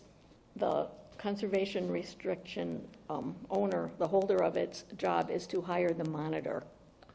And if the monitor reports that there's deficiencies there?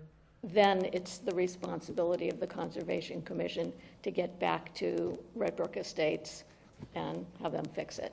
In the 10 years that they've held this, there's been 0 problems. I appreciate that. It's that 12th year that worries me. So you have X amount of money that would be set up in a revolving account? I am not someone who works on the finance group to understand the type of account. It would be an account that can be only used for the money that's coming from the conservancy that holds it now. The payments from Red Brook Estates would go into it, and we can only spend that money for work relevant to Red Brook Estates, the CR, not the regular part of it. Right. So you'd use it to hire the monitor, and should there be a problem, if it required legal work, you'd use that money for it. But again, the responsibility, and it's completely spelled out in all the documents, that it's the responsibility of Red Brook Estates to take care of it. It's just someone else would have to point out to them what they needed. So if But I'm yes, we hear- accepted that. If I'm hearing you right, you're saying that this is actually constantly increasing more money than is necessary to hire the monitor to do the work. That is true. So you're gonna end up eventually, over the course of 20 years, with an X amount of money there that has no utilization. You can use the money for the protection of the watershed around Red Brook Estates. So, for example, you could put together an educational campaign to help explain to the residents there, you know, the wildlife that's there and about the quality of the water and how it's important to follow it. But you can use it for educational purposes. Can you use it to do repairs in that area? We wouldn't be doing repairs in that area. It would be Red Brook Estates doing If repairs. The HOA at Red Brook Estates didn't do anything. Could you go in there, repair it, then we go after them for that? Yes. Okay, so you could use money for that? Not Okay, that you but want to. That's what I want to hear. I want to know that it was our safety net. That's Yeah. what I was looking for. Are there any restrictions on the monitor? I don't believe so. I mean, they would certainly need to be qualified. They've hired people who are wetland scientists, and we had asked both Winding River and Kestrel for recommendations of places to go, and they gave me names of people that they've used who are certainly well-credentialed. It's not going to be me. It's going to be someone who does this for a living. Does this agreement go on forever, $3,600 a year forever, or is it there? Yes, Is there a- until, if at such time the conservation restrictions, everyone decides to get rid of it like any other CR, that you can, but it talks about it in perpetuity. There is no end date. And it specifically says it's for Winding River or anyone else who assumes the conservation restriction in their stead. Winding River is merging in with the Franklin Land Trust, so they're splitting out their properties or their restrictions. Those in one geographical location will go to the Franklin Land Trust, and the others are going to the Kestrel Land Trust. But because this is relatively small, extremely local, Kestrel is based in Amherst, they thought that the Southampton Conservation Commission would be a good fit, because we're actually, it's one thing to have a monitor once a year, check everything out. It's another thing when you live in the town and drive over the little bridge on Brittany Lane, you can go, oh, there's a washout. Oh, somebody cut down all the trees. Oh, look, oh, and it specifically says you can't have an airstrip. I can assure you that if I were driving down, I would notice an airstrip before people in Amherst would, so we would report that and say, yo, take out the airstrip, please. So, How many acres does this include roughly? 27. Okay, so I guess we're down to, can you have the town accountant and the town administrator verify what kind of an account we're gonna have to establish? Because we're gonna have to do it at town meeting. Now, is there any escalation clause in this, or is it $3,600 forever? I mean, does it go up by the consumer price It index? Or? specifically just says $3,600, period. Sounds like it's gonna build a cash value as it goes anyway. You hope. Gonna- Yeah. Okay, that makes sense? So it's gonna be an article for town meeting, and we need to have that article specific as to what kind of an account we have to establish. We have to take a vote on this, or is it just put it on town meeting? Well, we're gonna go all the warrants for town meeting at the end, not Okay. today, but when we go to Okay. establish it. So I'm looking at any article for town meeting, we'll just take that vote when the warrants put all together. Unless you guys wanna start voting down and have to figure out what you did. No, may change later, so. Yep. Right, that sounds a good idea. Does this really have to go to town meeting? I'm surprised. I thought this came under your authority. Our authority is to move this forward. The problem is you're looking at establishing a line item account to collect this money. So, Okay. I would like clarification as to what kind of account is it gonna be? Is it gonna be an enterprise Well, account? I- Is it I- gonna be I a under- revolving account? I understand that. I just don't understand what that has to do with town meeting. We can clarify this Okay. with the accountant and DOR if necessary, but we'll So do you want get me to this squared speak to away. Vicky? Yeah, we'll get this squared away tomorrow, yeah. Okay. So you're saying that the Conservation Commission voted to accept this? Contingent upon, they So voted do to we say have to we're vote to okay with accept it. Move on forward with the money thing, that's all I was asking earlier. Just wanted to see what the money thing was before we voted. Okay. Okay. I mean, I don't wanna authorize something and then find out that we have to have some weird type of bookkeeping to take care of it. That's never happened, has it? So you want this for the agenda for the Yeah. 25th? Yeah, it's for the 25th. On There's a the- report on the financial end of accounting here. Be advised that on the 25th, I have this room booked at 6 o'clock for a Conservation Commission meeting, so I will not be able to attend your meeting on the same date and space. Why are you saying such things? I'm just telling you, we have our Monday meeting. We can move it to a different room, but I have my own meeting at that time. Well, But you don't need me here We'll know just where to you'll hear be about. if we need you, right? Sure. I don't think you will need me. You're looking for a bookkeeping question. We're the dirt in the water and the frogs question, not the money in the bank question. I will keep that in mind. Do you have any other questions? No, thank you. And Velda has a copy of all of the documents that went along with that. Okay, Thank you. thank you. Thank you. Thank you.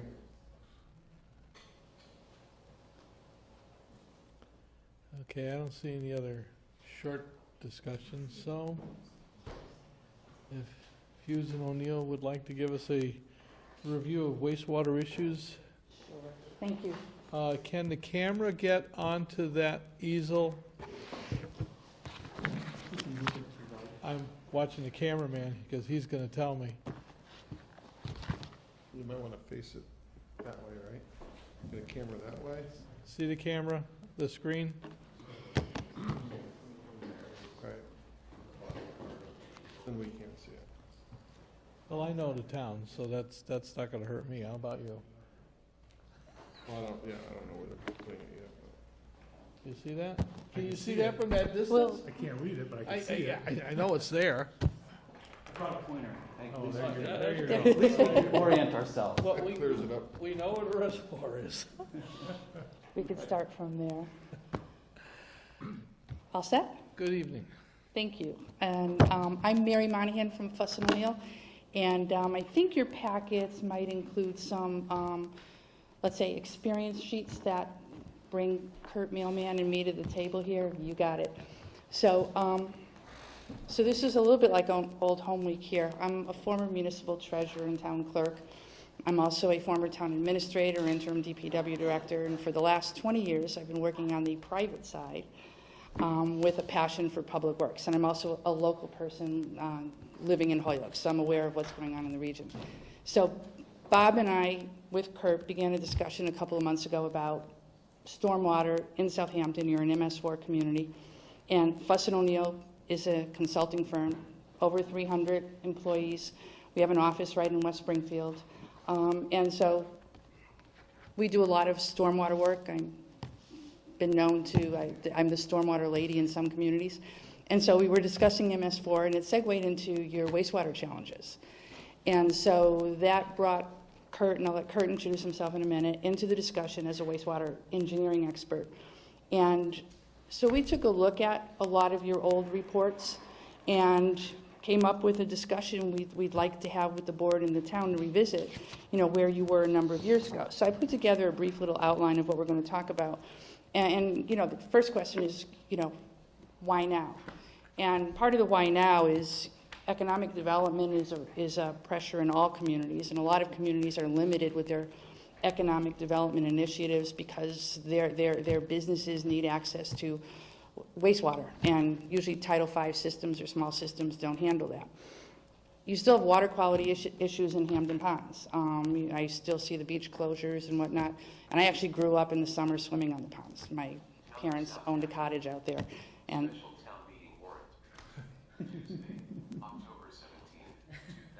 My computer talking, and I didn't ask it to talk. Okay.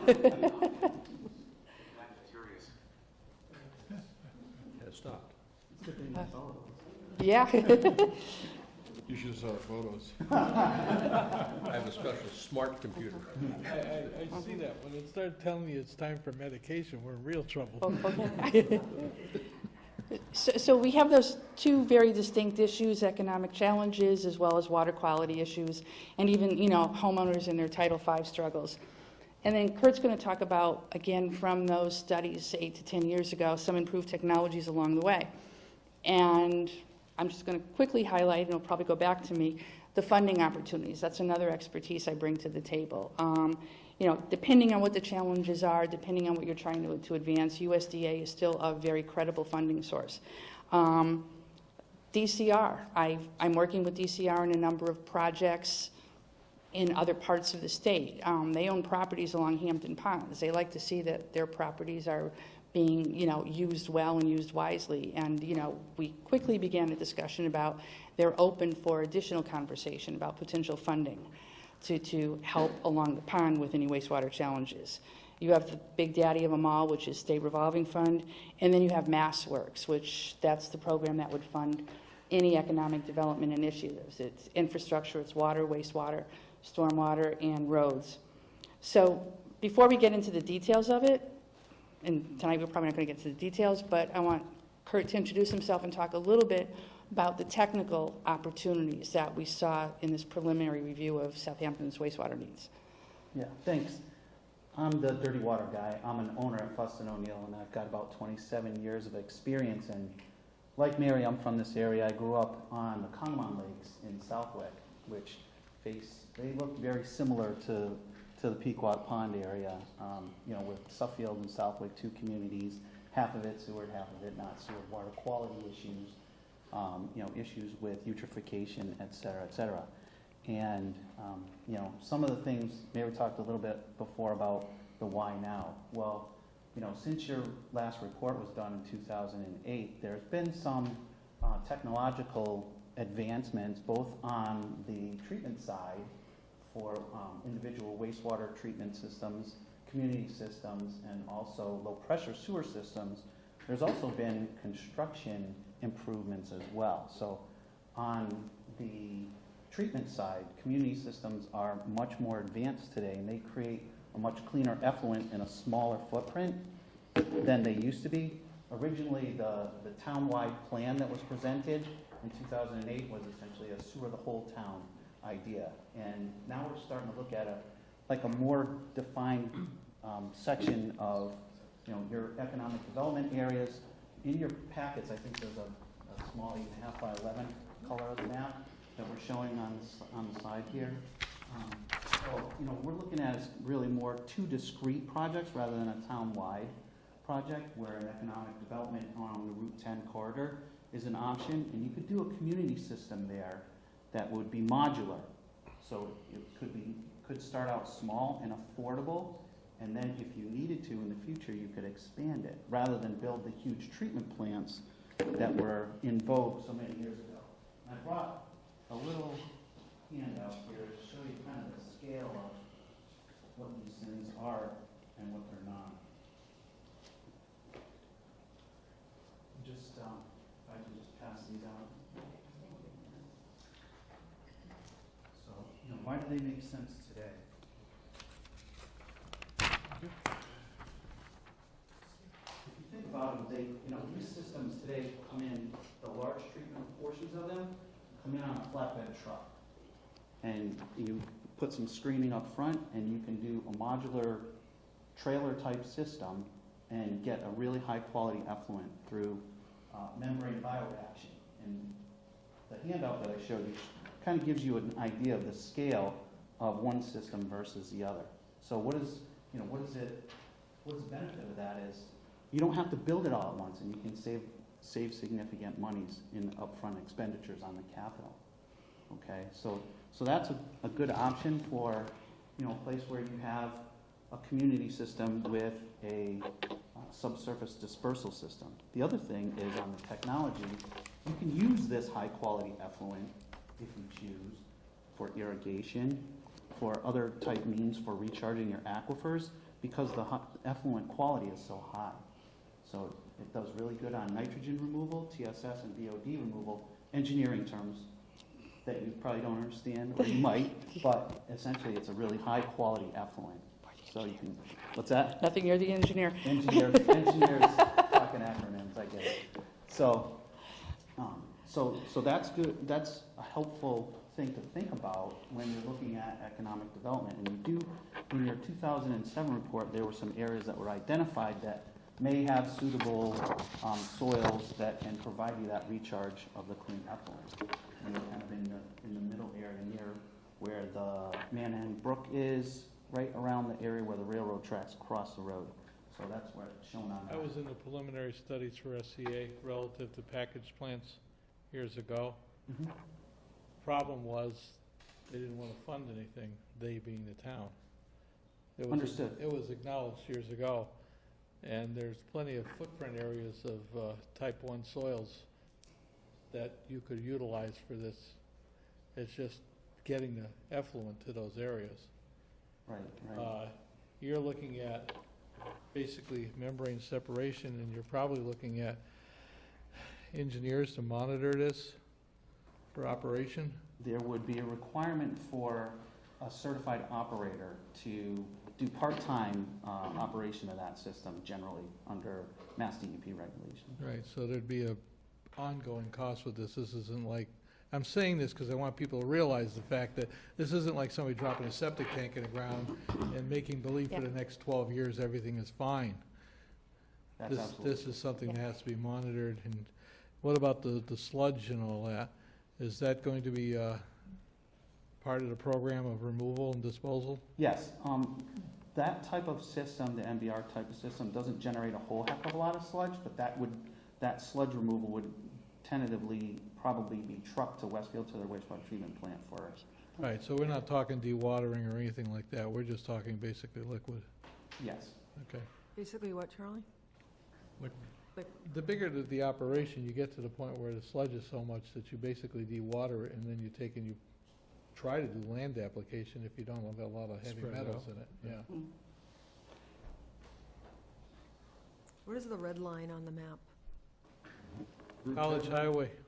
Yeah, the red line on the map would be an area topographically that you probably need to get pumped because you've got kind of a ridge there topographically. So again, this wasn't an in-depth engineering study, but just looking at where that little hill is off to the west side of Route 10 there, you probably would need to pump, I would guess, to come out of the southern sections, the industrial section of town.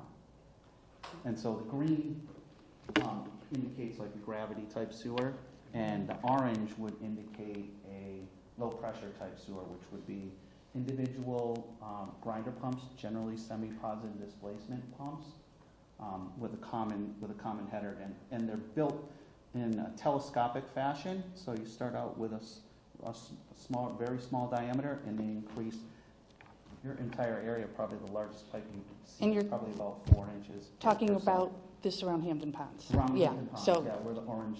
And that would be tied into the Westfield system here. That doesn't have its own. correct. Yeah, Yeah. like I said, So this we're is- looking at this as kind of two Yeah. discrete type projects. You've got your water quality project on the east side around the Pequot Pond, and then you've got your economic development drivers along the Route 10 corridor. So they actually, lend themselves to a little bit different technology. Could, there's certainly a possibility you could, do gravity sewers all the way for the entire system to Westfield. There is a pump station on the west side of Pequot Pond, on the Westfield side, that was sized appropriately to handle about 50,000 gallons a day from Southampton around the pond at its, when it was originally designed. So Westfield has the capacity to take on that? Yeah, they do. That was according to that was the original design.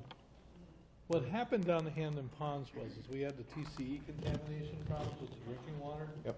So the town went forward with the state and put public water out there. As soon as they put public water out there, even those lots that were too small, because of the fact that there wasn't a well issue, they were able to maintain their on-lot septic systems. The problem with the on-lot septic systems is they have nitrogen loading that continually occurs, and this takes and feeds into the ponds and causes the ponds to algae and all the rest of that. The other part to the problem is if you were watching what's happened over the years, that's a sole source aquifer for the city of Easthampton, and this is part of their recharge area. So any service of removing the sewage in that area is a good thing. But it's always been a money marketing thing. Nobody saw to spend any money on it because of the fact that it wasn't affecting individuals directly. I was involved in this some 25, 30 years ago. So we have one area, the ponds would connect into Westfield. Why wouldn't we connect into Westfield, possibly right on Route 10? I think you're going to find it cost prohibiting by the amount of ledge outcrop. So we're here early in the process. Again, we know enough because of our backgrounds and what we review. So we would love to continue the conversation. This is what we would love to follow through on, to look at all those options. Again, you marry the options available to the funding that's going to support it. So if you were looking at, again, economic development drivers, right now, there is funding through the Mass Works program. You position yourself up for it, you begin developing a project, you begin getting the political support you need and the justification when it comes to, new jobs created. And I just heard something spoken earlier about that, or the potential for jobs being lost if this economic development can't occur. And then, again, like Kurt said, we're separating that challenge from the challenge on Pequot Ponds, because it's two separate drivers and it's two separate solutions. And then on the ponds area, though, you may have opportunity to access rural development assistance. I think that there was, and I'm not positive about this, but there may have been an income survey done about 10 or 12 years ago around the pond, because as a community, you don't meet the income qualifications for grants, but USDA will approve under certain circumstances income surveys. Yeah. So you may be able to find that the project that would support the ponds area could qualify for up to 45% grants. And it could be that you procuring that type of. Yeah. You might be able to overlap that into this plain section of Holyoke. Sure. Come there and use it as a partnership. Yeah, again, this is perfect timing. Yeah, again, we want to continue that discussion. And that's why we're bringing these opportunities that we've become aware of. We know you have more. And, again, I introduced myself as having this municipal background, and I know that timing is everything. And, you need money to move forward. You need money to begin exploring these things. And so, when we leave here tonight, you're looking at a town meeting warrant, but I'm not even thinking that one, but your fiscal year 19 studies are going to be happening, right? So what I would encourage, and we want to continue the discussion, is to keep in mind as you're looking at your fiscal 19 monies that you're going to need, to start looking at what might some of the planning monies be, so that the town can continue the conversations with both the public funding agencies as well as the regulators to see what would they like to see happen and what money are they putting on the table to make it happen. Would this board mind if the liaison to the Board of Health and myself had discussions with the Board of Health on this? Because a lot of this affects the public health side of this arena. I have no issue. There's nothing wrong with that. And we'd be more than happy to join you. That's what I'm thinking. Yeah. That's what I'm thinking. We're down the street. All right. Yeah, we're very preliminary in the process, Yeah. and there are myriad of different options. We're just Well, bringing some suggestions. And this is so cool that y'all know so much too about it, the history of it. That's important. What were people thinking back then, and what were some of the challenges that may not be apparent right now? Okay. Here's my email, and that way you can, Oh, we can grab that from Bob if you want, or What was that? his email. Email. Okay. Yes. I'll make sure you get that. Yeah, we can,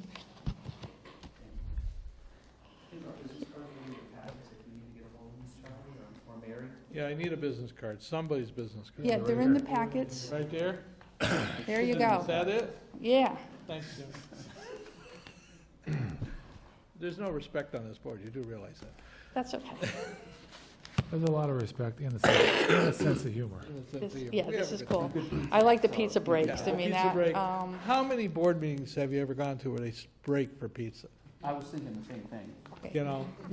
They don't do it in my Healthcare. town, trust me. Healthcare program. Yeah. I've been at a board meeting where they were delivered flowers for a good job by residents. Whoa. Seriously. Hey. But I worked on that project too, so I feel good about it. That was for you? I did the work, and the select board got the credit, but, Rightfully so, you know. that's okay.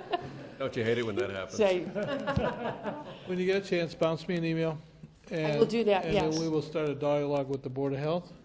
yeah, because this is, to me, exciting. There's serious opportunities out there, and I think we need to get the Board of Health to buy into this. sure. And once we do that, then they'll get back to us, and then we can start talking to finance about budgets and stuff. Yep. Are there grants to look into There might the be. design as well? Might Yeah, be. there's grants that can even get into the planning side depending on what we're looking at. But we'll stay alert to those because it's an evolving Yep. field out there right now. Thank you. Okay, thank you. Thank you. Thank you. Thank you. And we'll leave the board behind, we'll take the truck out. I don't know, I think it would like to leave the Take the board, you'll leave the tripod. Is that not my tripod? It was. It was. Good job, Mike. Was there a question? I'm sorry. No, I was just testing if you're paying attention. Charlie, you didn't hand him your business card. That was a credit card you gave I him. know. They'll have a lot of fun tonight. Oh, yes. Let's see here. Why, it looks to me like we've reached a point in our time here where we're going to have the selectmen's reports and the town administrator's reports. Would the town administrator like to go first so that the board doesn't look like we're repeating ourselves on something? Yes. Here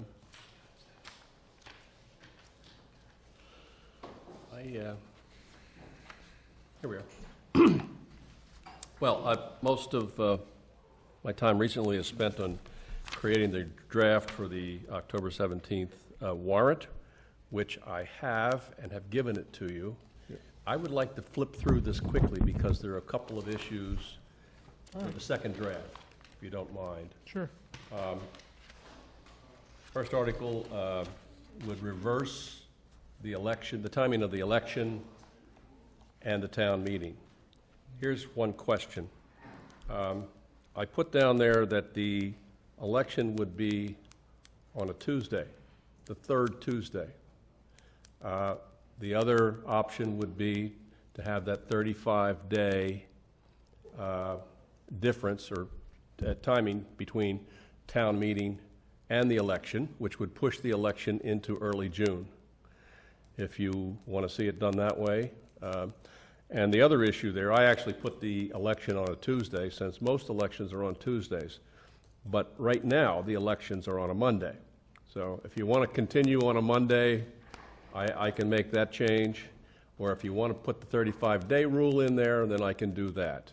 Certainly with 35 days, any development at the town meeting that would require a subsequent election would mean you would only have to have one election for town officers as well as anything else that would go to the ballot.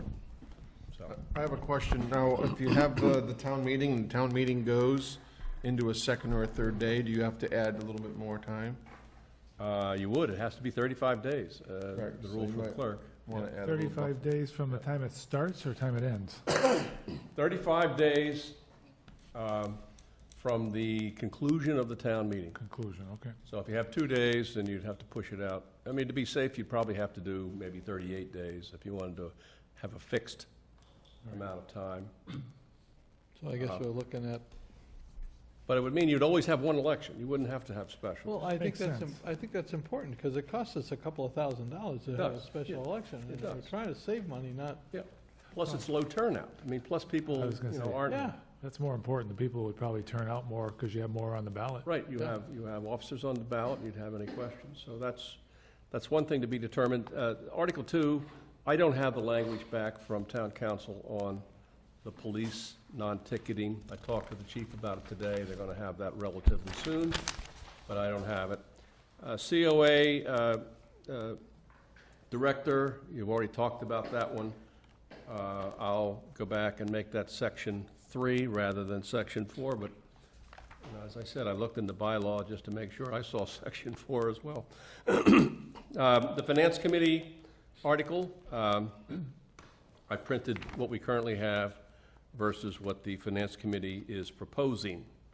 I didn't make any modifications to that at all. This is simply what the finance committee would like to see.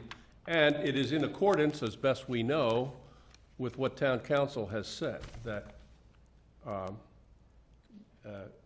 another elected office is prohibited. In other words, if you're on the FinCom, you cannot run for another elected office, but you can, if this bylaw is adopted, take an appointed position or serve as ex officio on some other board or committee. I think that was really what seemed to be part of the discussion. Why can't I serve on some other committee as a liaison or an ex officio person and vote? So this would certainly clarify that and make it possible for finance committee members to serve, for example, on. But this is not the article the finance committee submitted? This is. This is. This is exactly the same wording that they submitted. So Charlie, we originally proposed a completely revised bylaw. Yes. We met 2 weeks ago with a representative of the bylaw committee at our finance committee meeting, basically scrapped the new bylaw idea or tabled it and modified language to allow us to participate on other ad hoc committees as liaisons, voting members, if determined by the committee that we act as a voting member. The one thing we did want to do, and this was unanimous among the group, was make sure that the language excludes a member of the finance committee being elected at an election to another committee. We felt it's good to be separate and only serving on one elected committee, but then, select board can appoint us to other ad hoc committees. So that's how we worked the language. That's what we thought was the best interim solution, and we will be meeting with the bylaw committee in the future to review ours and to make corrections needed. Is Okay. this going to bounce up to town council? Town council, yep. Okay. Okay, Article 5, pretty simple, a zone change at Middle Road. Article 6, an unpaid bill for BG Mechanical. According to the town accountant, the bill did not come in until after the new fiscal year, and so There it be. it's annoying, and I think it annoys people at town meeting when we have to do this, but this is not something that where the town is at fault. Video cameras for the new police cruiser, $5,000 I think for that- a video camera for the new police cruiser. I think you'll see that bounced up to 7,000. Okay, No, you know what? I actually called the chief on this. I stand corrected. What happened was he had applied for grants. Yes. It didn't happen. Yeah. So the 5 is correct. This is, the number that he Yeah. gave me. Yep. Transfer free cash to replace the front doors at Town Hall. I didn't have a hard number on that. That know is that- going to the personnel, relax. Community preservation is going to be authorizing that funding, and the number is $10,000. Okay. Not to exceed. I thought it was to exceed. Yeah, not less than. Pardon? Okay. Well, he missed it. I mean, That's why we're I know. doing this. Yeah. It's called clerical error. Yeah. Okay, well, that's, these are the things that, transfer free cash to relocate the sidewalk on Gun Road. Does anybody have a number on that? I would drop that. I'll I get don't it. see any way we're gonna fund that. All right. See, part of the discussion when we talked about parking at the school and all the rest of that was to pull that sidewalk on Gun Road in to make a better parking area. But I don't see us, unless you guys see any funding that we can tap. Do we for have that. a number on that? No, we never got a number on that. So, I mean, We didn't- we don't know where to tap if we don't have a number. Right, and some of this stuff was put on as benchmarks so that it would get to a point Yeah. where we'd say, okay, we see a need, but we don't have anything further with it. Okay, so transfer of some free cash for the Agriculture Committee, transfer CPC funds for the land survey at 215 College Highway. I do remember Virginia and I having a discussion about this. That and doesn't need to happen. That number changed as well. That number's got to change, right? No, the land survey's already been authorized.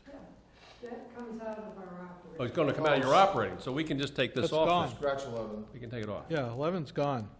In fact, I have the contract for us to sign tonight for the surveyors. Right. The purchase, I have 10,000 there because that was the number we had. That was the number. On our, yeah, okay. Transfer free cash to fund the new fire station design. That can come off. That can come off. All right. Now, the discussion that's going on with the fire department is the possibility of buying a trailer unit, attaching that trailer to the fire station so that there's some sleeping quarters for these guys there. It's coming in at around 30,000 right now, and I'm giving you preliminary raw information, but that's what's being discussed. Really? But I would drop this article and just move forward. Okay. Article 14, transfer of CPC funds for design of renovation of the police station. That's 30 grand. That's been authorized, Yep. but it needs town You, meeting. you don't have that kind of money in your administrative account. No, it's got to say, renovation of a historic building. It can't say the police station. Okay. It's got to be the whole building, or it doesn't fly with. Yeah. But we have to transfer that money through the town meeting, I believe, because. Yes, you do. Yeah, okay. All right. Can I go back to, I know that, can we go back to the previous one about the fire station? I know that this committee had actually encouraged the chief to look into that, in terms of quarters. Oh, is that negate the need for a design of a future fire station? There has been, we're gonna have a meeting with the Public Safety Committee in October, and that's when this discussion was gonna occur. Bob's going through the real preliminaries of the Okay, warrant. It's not like this is the warrant. okay. I'm trying to get you up to date of what discussions are and things are flowing. Right now, the discussion was, rather than moving forward with doing a design, because we're gonna be doing a design on a historic building for the police department, purchasing the property there, it appears that what we've done is changed a little direction, and we're focusing on that building in the police department. We've already seen that when we focus on more than one project in this town and try to bring things together, they don't come together and we get nowhere. So the other discussion was, and it came from this board, look at putting something together for a trailer or something so that these people had some quarters if they had to stay overnight. For example, when we had this whole hurricane thing and all the rest of that, it could have been a situation where they had to staff it throughout the night, and there's just nothing there. Pretty sure they wouldn't want to be in a trailer during a hurricane. They're a very stout group, let me just say. I don't know if I'd stay in here with the windows the way they are, you know? There's no basement here, there's a crawl space. I mean, you could ask the chief, but I don't think he's ready to answer. Okay, I just wanted to clarify that, that's all. Yeah. Yeah. It's not lost and forgotten by any stretch. It has to happen, but it's coming down to, is you sort of watch these as committees and meetings make discussions, things change, priority focus. So Charlie, just back up a little bit. The possibility of the police station being rehabbed there, now, is the committee for the Public Safety Committee working, is that going through that, or are they not involved with that yet? They're not involved with it yet, because what's happened is we've been sort of taking the lead on the land purchase and that. And that was the reason of bringing the committee back, to start getting into these discussions. But because we have a time restraint of getting things on the town meeting warrant and stuff, it was like, at least get these things as benchmarks so we can move them forward. This can all be readjusted. Okay, I think they should be involved, I agree. involved sooner than later. Yeah. I mean, if we renovate the police station, I don't want to lose track of the fire station. Exactly. Well, I think that if we work on moving the police station forward, the fire station is gonna stick out like a sore thumb. I think we can move them both forward, being on the Safety Complex Committee.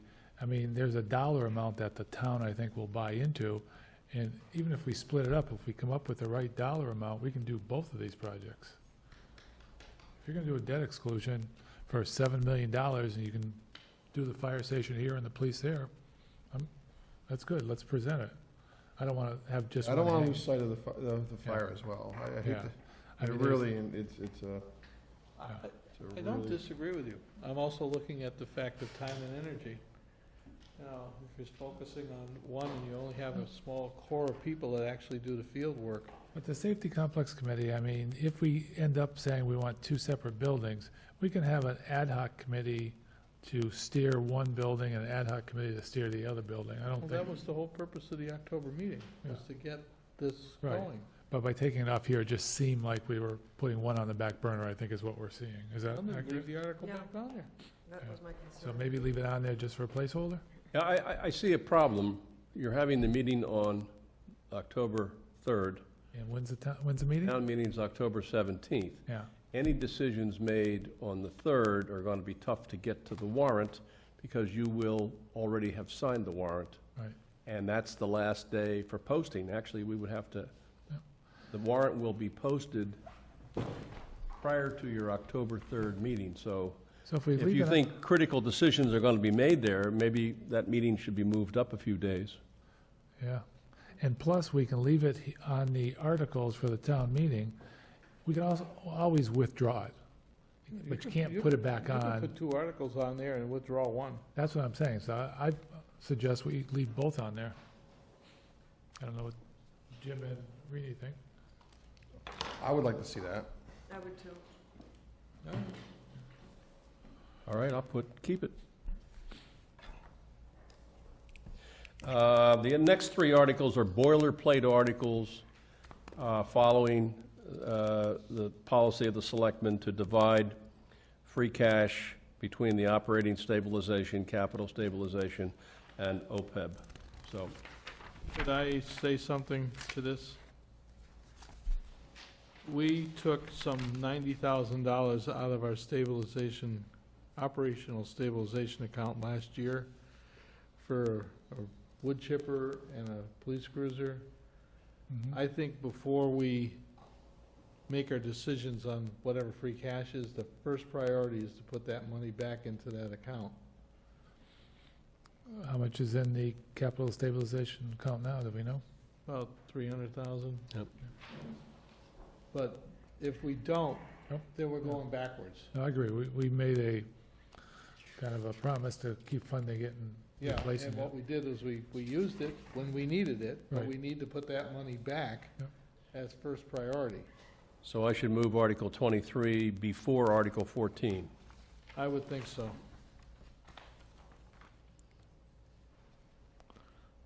Yes. And the other article is the one that has to do with the storm, the $55,000 Yes. Halloween storm. Mm-hmm. Move that ahead. That also, because our auditors and everyone else is figuring that we should get rid of our short-term loan there, because it's been going on for a number of years. Okay, so we subtract these two amounts, and then we do the split, And then we three-way do the split. split. Okay. So there's basically $150,000 comes right off the top before Off the we top. even get into, Okay. Yeah, we don't even know what it's gonna be yet. no, we don't. I don't think we're gonna have a lot of free cash this year, especially if we Yeah. do this, but we certainly have to repay the debt that we generated last year. I've been assured by the accountant that we will have free cash certified. Okay. But it still comes down to the same thing, you know? Yep. We have no solid number to go by at this point.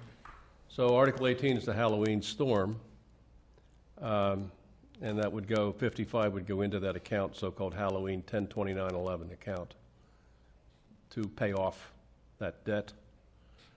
Article 19 is at $50,000 from free cash to purchase an emergency generator. Now, that was just a number that we have.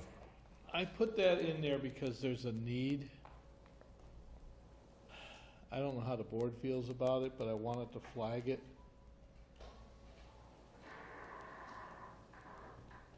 I put free cash, but I mean, you can move that over to capital? That should be capital, it's over $5,000. Right.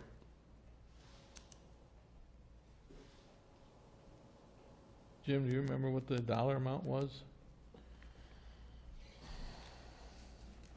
I think it was in the $35,000 to $40,000 range. Yeah, that's why I think if I So- picked 50, I figured it was a cushion. Yeah, when we do these, can we put up to in front of all these numbers? Up to, yes. That always comes up at the meeting. Yep, The generator was a huge point that Don Snyder had made. yeah. That one of the if we ever reasons. had an emergency situation, I mean, what would you do in terms of any computer or anything? The fire station, we have a generator, Right, but it would just do the fire station. right. And the police have one too, I believe, right? Yep. Correct. And that's for this building? Nope, there's nothing here. Yeah, Oh, this nothing one for this here. building or Yes. the schools. That was for this building. Okay, This is the, Nothing in the schools? Nothing the in building has nothing. right. Be interesting to see how much. Okay, free having a cash- harder number, I'll put up to 50, but if you want to, if there's a better number, I would say up to 50 at this point. all right. Jim was crunching numbers of 35 and 40, Yeah, I but think those it's are safe. old prices. Article 20 is the treasurer collector certification, which the town has agreed to at the annual town meeting. Article 21, Wait a minute, $7,000. Didn't we just, we agreed to that, right? We agreed to it, but we haven't appropriated the money. Of the officers who are eligible for the stipend, only the treasurer collector is now certified. We haven't set aside the money. We didn't put the money aside. No. I thought we did. Unfunded, we call it. That's good, we vote and don't fund it. So, transfer 7 for a radar speed limit sign near the Norris School Right, because there's nothing on this side. on Pomeroy Meadow Road, yes. Yeah. All right. Transfer from the ambulance receipts to the ambulance wage and the ambulance operating accounts, 51 and 58, $51,000 and $5,833 from receipts, ambulance receipts reserved for appropriation is the formal title, moved over to these two accounts. Returning funds to stabilization, $90,000. Well, that's flipped over. Yep. Septic betterment. And lastly, this is the last item that came over the transom, a request for $15,000 for a new carpet for the Norris School Library, because they apparently had an inspection done, and the inspector said that the current carpeting in the library is a hazard. So, two questions. Why is it coming from the operating stabilization fund instead of the capital? Yeah, I thought Yeah, was it should be coming yeah, out we of can capital. take it out of capital. Okay. And Yeah. the second is, since they're looking for money for supplies, can we put VCT in there at a lot lower cost and give them some money for supplies? I'm not clear on that. It's a tile like this, vinyl composite tile instead of Oh, okay, carpet. tile rather than Yeah. a carpet. Yeah, will that save money? And All right. Well, I don't think that's great for the kids, frankly. I mean, I think that Look, this? Area rugs? These are like preschool kindergartners, I mean, I would think that would be a carpet as opposed to. I'm just trying to figure out if there's extra money to give them for the books and all that stuff rather than I see, yeah. carpet, yeah. And the last one I didn't put on, but we need to establish a special account for funds from the cable company. We can't do an enterprise account, but we need a special account. And the question will be posed to town council, do we need to go to town meeting for this, or can the accountant merely establish a fund? So I'll clarify for this, and I'll clarify for the other account where there's a question. And that's it for now. Very good. That's it. That's it. I wasn't 25 prepared. articles, and we've taken off several, so it's, I wasn't prepared for that's it. yeah. And so that's it for your report? No, I have a few other things, just to mention to you quickly.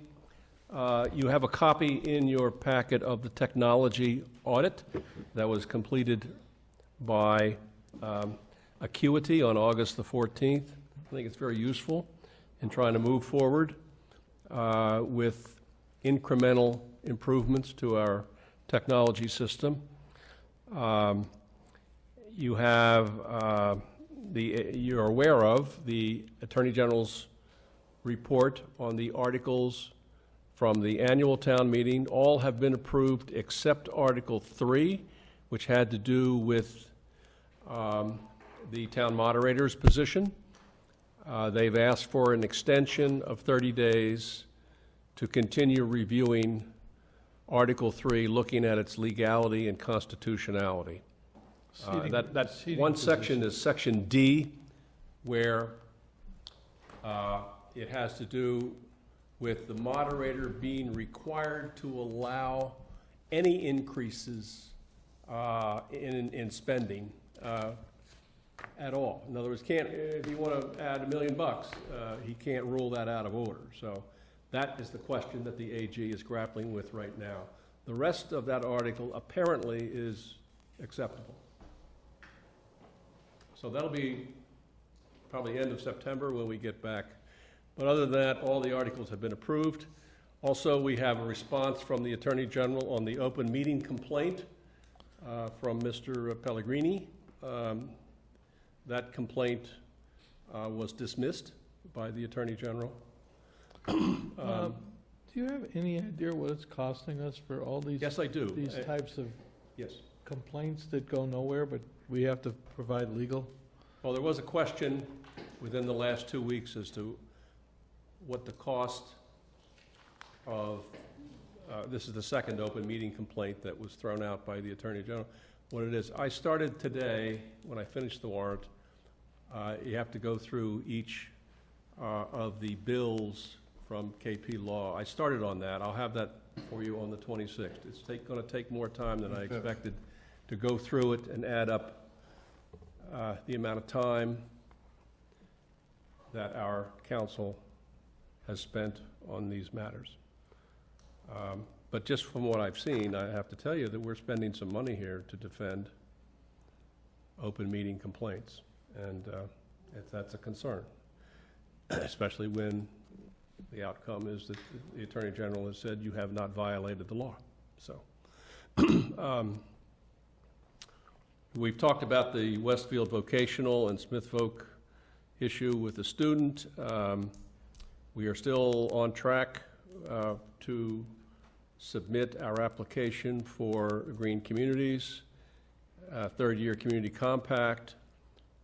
Also, Charlie suggested to me that we should bring in to Town Hall some training on the open meeting law and its requirements for members of all boards and commissions.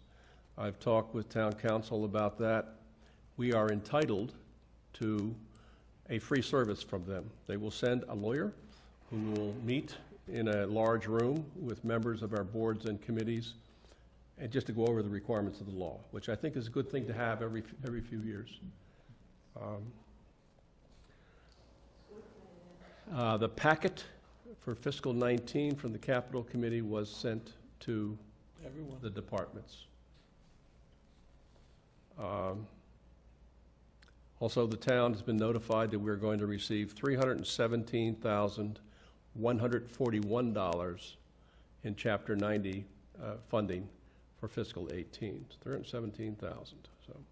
How much was it the year before? Is it an increase? There's a little bit of an increase, but I want to forewarn everybody, if this grant gets approved for that East Street Bridge, that money that's in Chapter 90 is going to be utilized for engineering and design and all the other pieces of that to do that bridge. So we're not going to have a lot of Chapter 90 money next year if we start putting that bridge together. Okay. That's basically it. I mean, you're aware of the other meetings. September 25th and October 10th. A department head meeting tomorrow. Joint meeting of the PPB, the FinCom, and the Board of Selectmen on classification and compensation study on September the 18th. Public Safety Committee meeting on October 3rd. Town meeting on October the 17th. So, So going back to the October 3rd meeting for the safety complex, do we want to push it back a week so we have plenty of time? We can do that. I mean, you know. doesn't so bother- if you make decisions there that are relative to the warrant, then we have to have some time to Right. get it onto the warrant before you sign the warrant. No, that's what I'm bringing it up for. Yep. Yeah. All right. So when are you going to ball games so that I can figure out the schedule? Oh, just one more. Well, I do have the first game in the World Series if it gets that far. Okay, so we're all set. Ooh, that hurts. So Yes, Mike. in relation to the warrants, you're talking about having a meeting the 3rd or sooner that may possibly affect articles going on there. That would mean the Finance Committee would have to have a meeting between then and the town meeting to review any changes of the articles. So the sooner we can get whatever the finalized version is sent to us for approval, and then if we have to meet in advance of the meeting to review an article or two, just so we know, right? We don't want to be behind the ball and, Right, and because you have 2 busy weeks, you may not discuss these articles again for a week or two, so. Well, I have a pretty good idea of where we are right now, so I'm going to make the changes here and we'll send it out to you. And I don't think you're going to see much in the way of. Okay. Now, the capital committee is meeting in October, We have a meeting on the. so their recommendations are not going to be available until we get to town meeting. We're gonna have, there's a Board of Health meeting, there's a school committee meeting. That's okay though, isn't it? It's fine. They just have to make that report. I'm Yep. just Yep. making sure you Yeah, I could just. Yep. do it. realize that. Mm-hmm. Uh, The finance committee, on their other hand, I would like them to have that so we can have a discussion afterwards before we See even what we get do. close to the actual meeting. And I mean, I'm sure we'll understand with the public safety articles, if something changes, we have to meet and vote prior. Yeah. We can keep it as an agenda item, but just to get through with questions, the articles we have in advance, and then. Can you give him the draft tomorrow? So at least he's got. Oh, yeah, sure. a working I'm just template? thinking out loud, can we piggyback onto the meeting we're going to have on classification compensation? So that'll be 3 items in that meeting. What's now. the other two? PCF for the Board of Health, Oh, which will be a 3-board discussion, if you think about it, with the PQB and us there. Yeah. That's one item, and then with the original item was the classification compensation plan, which will be its own large item. And now we're talking about 24 articles in a conversation, and we don't hold back questions, you know what I mean? So there's gonna be questions on everything, I'm sure. Yeah, I wouldn't want to put the town meeting articles on that same night. I just wouldn't, it just would, you know, we'd be there until 2 in the morning. Some of us wouldn't be here. So pizza and breakfast. In a cot. We're gonna have a filibuster. Well, Yeah. I can give you what we now have, which is going to be 95% probably, or 95% plus of what will go to the town meeting. I mean, our biggest, so this, 2 years ago, we were presented, this is not last year's budget, this was actually the year prior, we were presented a list of articles, and by the time it hit town meeting, the language changed on some of those articles. And we took exception to those because we voted on one thing, and then what said we recommended on the piece of paper was not actually what we recommended. So just as long as language is good and we don't see large changes coming, I wouldn't think it's an issue. You know, I mean, these aren't very difficult articles. And it's a special town meeting, it's not like the annual town meeting, so the hope is that, you know, we're only gonna have a small pot of money to deal with for new stuff. And some of the stuff is land taking in that, which is not gonna be. And I know there's some legal opinions you're probably still gonna need language clarification on, so. All right, give the finance committee what we have, so at least they can get started. And we'll go from there. Okay. Safety complex meeting, October 3rd. Rini and I can do the 28th of September, if you two. September 28th? Yeah, if you, For what meeting? What day is that? safety, I have no idea, but was it the safety complex committee? Yes, because we were gonna meet on the 3rd in order to have time for the articles. We made a decision, we wanted to push the week before, so the 28th. what day of the week is that? That'd be a Thursday. All right, Public safety? Public safety. 6 o'clock, I'd say 5:30? 5:30? You really want the pizza, don't you? No, I just want to have time. September 28th, Thursday at 5:30. Okay. Public safety meeting, it's the Public Safety Committee and the Board of Selectmen, it's a joint meeting. Sounds good. Not good for me, but you guys. It's all right, we can, you know, We'll have it built by then. yeah, by the time you get back, you'll see the footings in the ground. We have a ribbon cutting. So is that replacing that October 3rd date? It will, it will. We gotta repost it and that. Bob, do you have time to repost that tomorrow? I was writing something here. September 28th is the Public Safety Board of Selectmen's joint meeting Okay. at 5:30, hopefully this room. It's replacing the October 3rd meeting. All right, I can do it. October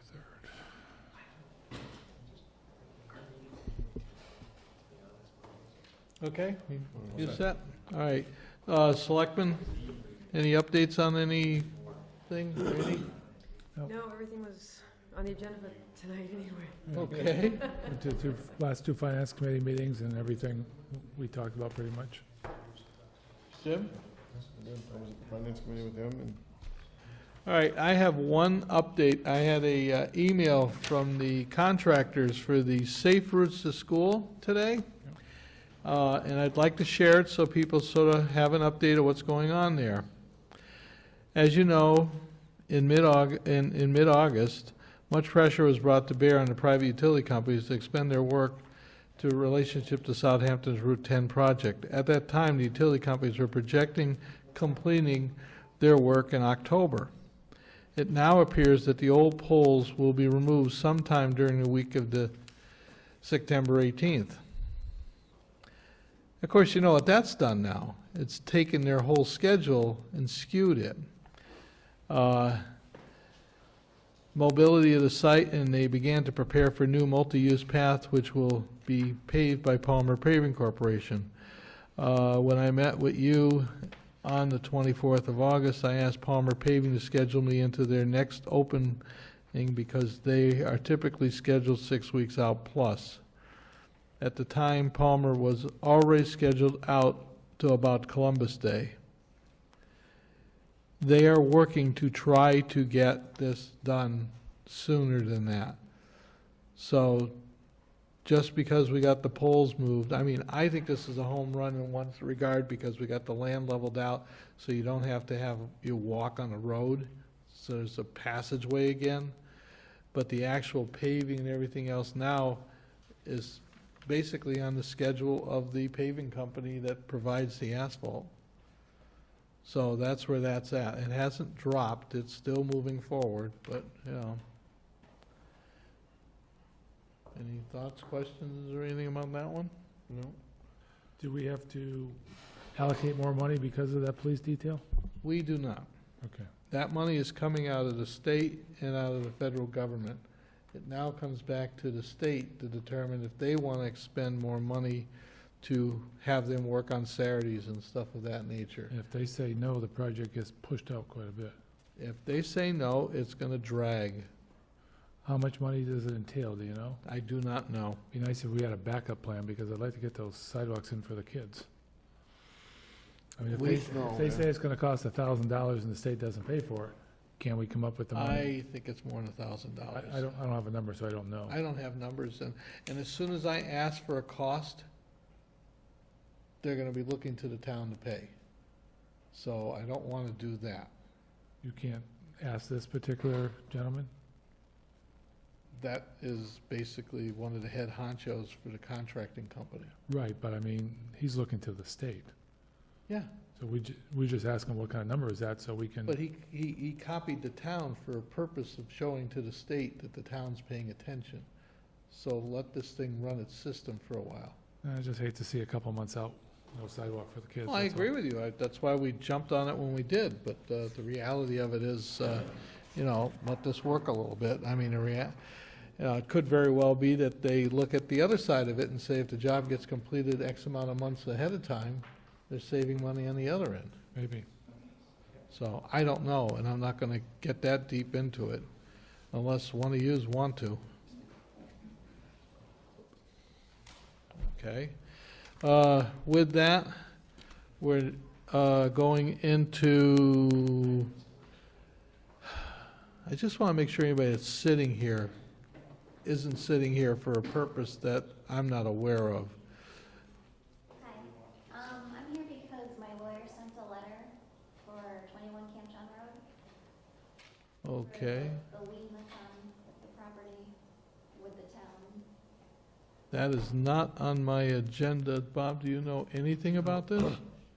What's the address? 21 Camp John Road. Do you have a copy of the letter? I know he sent an email, and then he just sent me an email saying that he sent it in. To- He also sent it to the tax collector as well. At this point, I do not have that letter. I don't have it. Okay. Who did he send it to other than the tax collector? I think Donna. That's the tax collector. I think to Donna as well. He sent two letters. She was here. She never mentioned anything. Okay. So basically, my name's Sarah McKay. I own 19 Camp John Road. Okay. So for 17 years I've lived there, and for 14 years there's been a decrepit house there that has had rotting vehicles in the yard, across the yard, deceased animals on the property and in the rotting vehicle. And it was condemned by the Board of Health 4 years ago, and the property was taken away. So in June it went up for auction, and I was the only one that was there, and my neighbor and I agreed, if he wanted it, I wouldn't bid against him. If I wanted it, he wouldn't bid against me. Mike? We can't. We're hearing you more than we're hearing her. Yeah. Sorry. Just to save the open space, because it's been such an eyesore, and for the least amount, just completely disgusting. So I spoke with the lady from People's Bank, and she said because it was already en route to have another auction, that she couldn't sell it to me, and that there would be another auction because there wouldn't be a clean title. So it went up for auction. 1 minute to 11, somebody showed up and just outbid me outrageously, but to the point where I still was awarded the property because I bid for it, but it was almost $10,000 higher than what it originally went for. So it was advised to me to come see the board. My lawyer sent a letter to see if there would be a possibility to take some of the interest off of the lien. Oh, so there's a tax lien on the property you bought. Yes, but it hasn't been completely paid for. I made the check out for People's Bank, so now I'm in limbo on who to pay, what to pay for what's owed to the town. So you need to go to the treasurer's office Settle in the treasurer's office. and find out what they want to do. Okay, because And I if- was advised to write a letter to the Board of Selectmen, and then, But the treasurer's going to come to the board asking for authorization. Okay, That hasn't happened. okay. So you want to work, excuse the expression, a deal to get some of the interest off? Yes, please. Yeah, that would definitely be with Donna. Yeah. Okay. First stop is the treasurer's office. And then if it comes back to us, just come on back. Wish we would have known, we wouldn't have had you sitting there so long. Yeah, sorry. she Oh, was that's sitting okay. here too. Well, Yeah. I mean, I have lived here for 17 years, so it was I nice was to just, see I was what- wondering why you would say, that's the reason I What's going on stopped. I here? was like, wait But a I minute. was under the impression that the letter was received by Donna and also by the board to just kind of see if, you know, I don't want to build on it, I just want to preserve the open space. And I couldn't sell my neighbor out either and have somebody coming in building. I mean, it's literally the house that was on that land. If they opened the door, he was on my neighbor's land. And, you know, there was a pool, they had to take it out, all the refuse went in both our yards. So at this point, you know, we were finally, there's a tree that's ready to come fall over on my house now. It's been overgrown, it's still an eyesore, except now that that decrepit house is gone. But it really just put me so far out of budget for just to take the tree down, to clean it up. Could you get a piece of paper, write your email address, give it to the town administrator? He'll connect you with the treasurer's office. Okay. Because at this point, there's nothing we can do. There's nothing in front of us. Yeah, we haven't received a letter. I mean, it sounds like you're trying to clean up the area, which is great. Right. And like you know, like they said, I mean, at one point, I was running the bar Camp John next door and trying to clean it up and everything, and working with the building inspector. They had people in there that did shoddy work, and to the point where I quit because I couldn't. I was like, this is my town, this is where I live, this is my neighborhood, and I just want it to be nice. And sure, you know, and then all of a sudden, 1 minute to 11, somebody that knows the auctioneer shows up, and there's really, if you've been on that road, the property is so tiny that I'm familiar with Camp John Road. that, you know, I mean, I couldn't let my neighbor down and say, well, but it just really puts me so far out of my budget that, Give Bob your email address. Email or just come in tomorrow, we'll go over there and meet with the treasurer. like 9, 10, 9 o'clock would be good. 9, okay. All right. Very Thank good. you. Thank you, good luck. Thank you.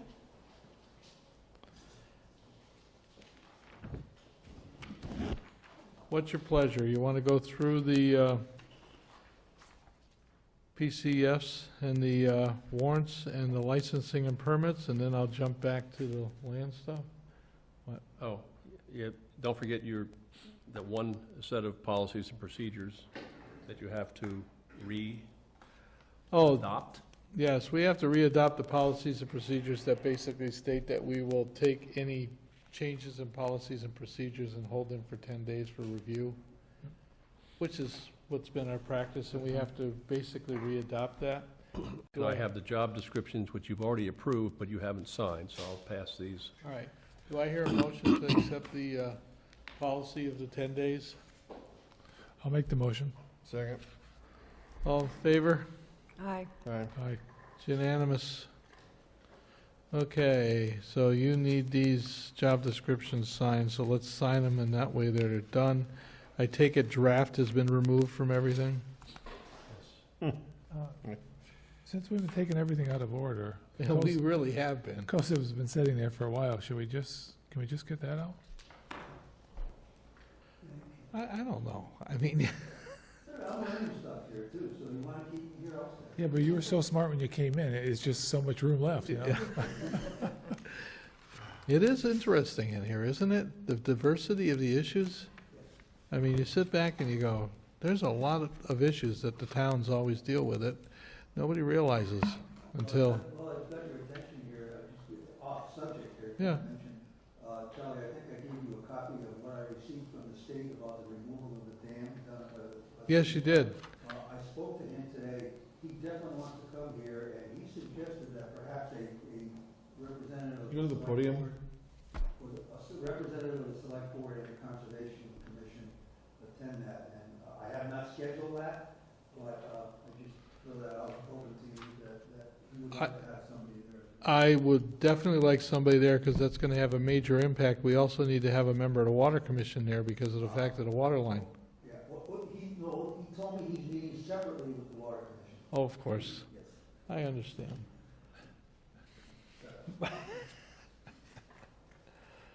But, yeah, all kidding aside, that's gonna have a major impact in that whole area. So, send me an email as to what dates and times, and we'll copy the whole board. It'll be on at least a month. And that's even better for me, because if it was November, it would be good for me. But anyways, young lady, did you want to say something while we're signing documents? Yes, you. No, I was just saying he should be up at the podium. I know he should be up at the podium, but I forgot all about that. I'm honest at least, you know? I mean, I may not be perfect, but, you know. Anyway, just to recap for people that couldn't figure out what the conversation was about, we received notice that Department of Natural Resources is pursuing federal and state grants to actually physically remove the dam over by what we call Sheldon's Ice Cream, the Tin Shop, off of Route 10. This isn't going to happen anytime soon, but they're actually looking at getting funding to do this, and that's going to involve the town also. And one of the concerns the town has is if they lower the water bed in that river, it may expose the water line that's underneath Route 10 that provides service to the town. Okay. Do you want to now jump into, or you want to go back in order? You want to go back in order? Bob, do we have a list of surplus properties? We've asked for them. I've received a list only from the fire chief right now. So I suggest we postpone this until Okay. I have to remind them again tomorrow. If they send me a list, I'll put together the document, Okay. because I have the template. I just got it from the fire chief today. He's the only department head who has submitted. Okay. Purchase and sale agreement for 215 College Highway. Here. That's been reviewed by town attorney. It's been approved by the owners. Excuse me. Do I hear a motion to accept this proposal? I'll make a motion that we approve the purchase and sale agreement for, is it 215 College Highway? Yes. Do I hear a second? Second. Discussion?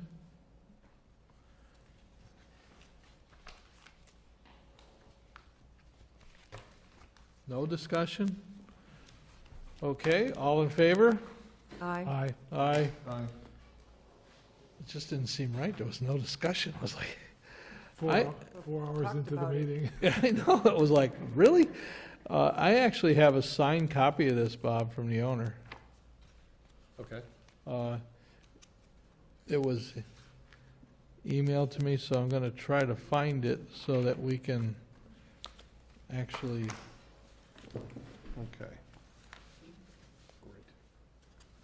you know, I said I got a signed copy, and of course I don't see it. Wonderful.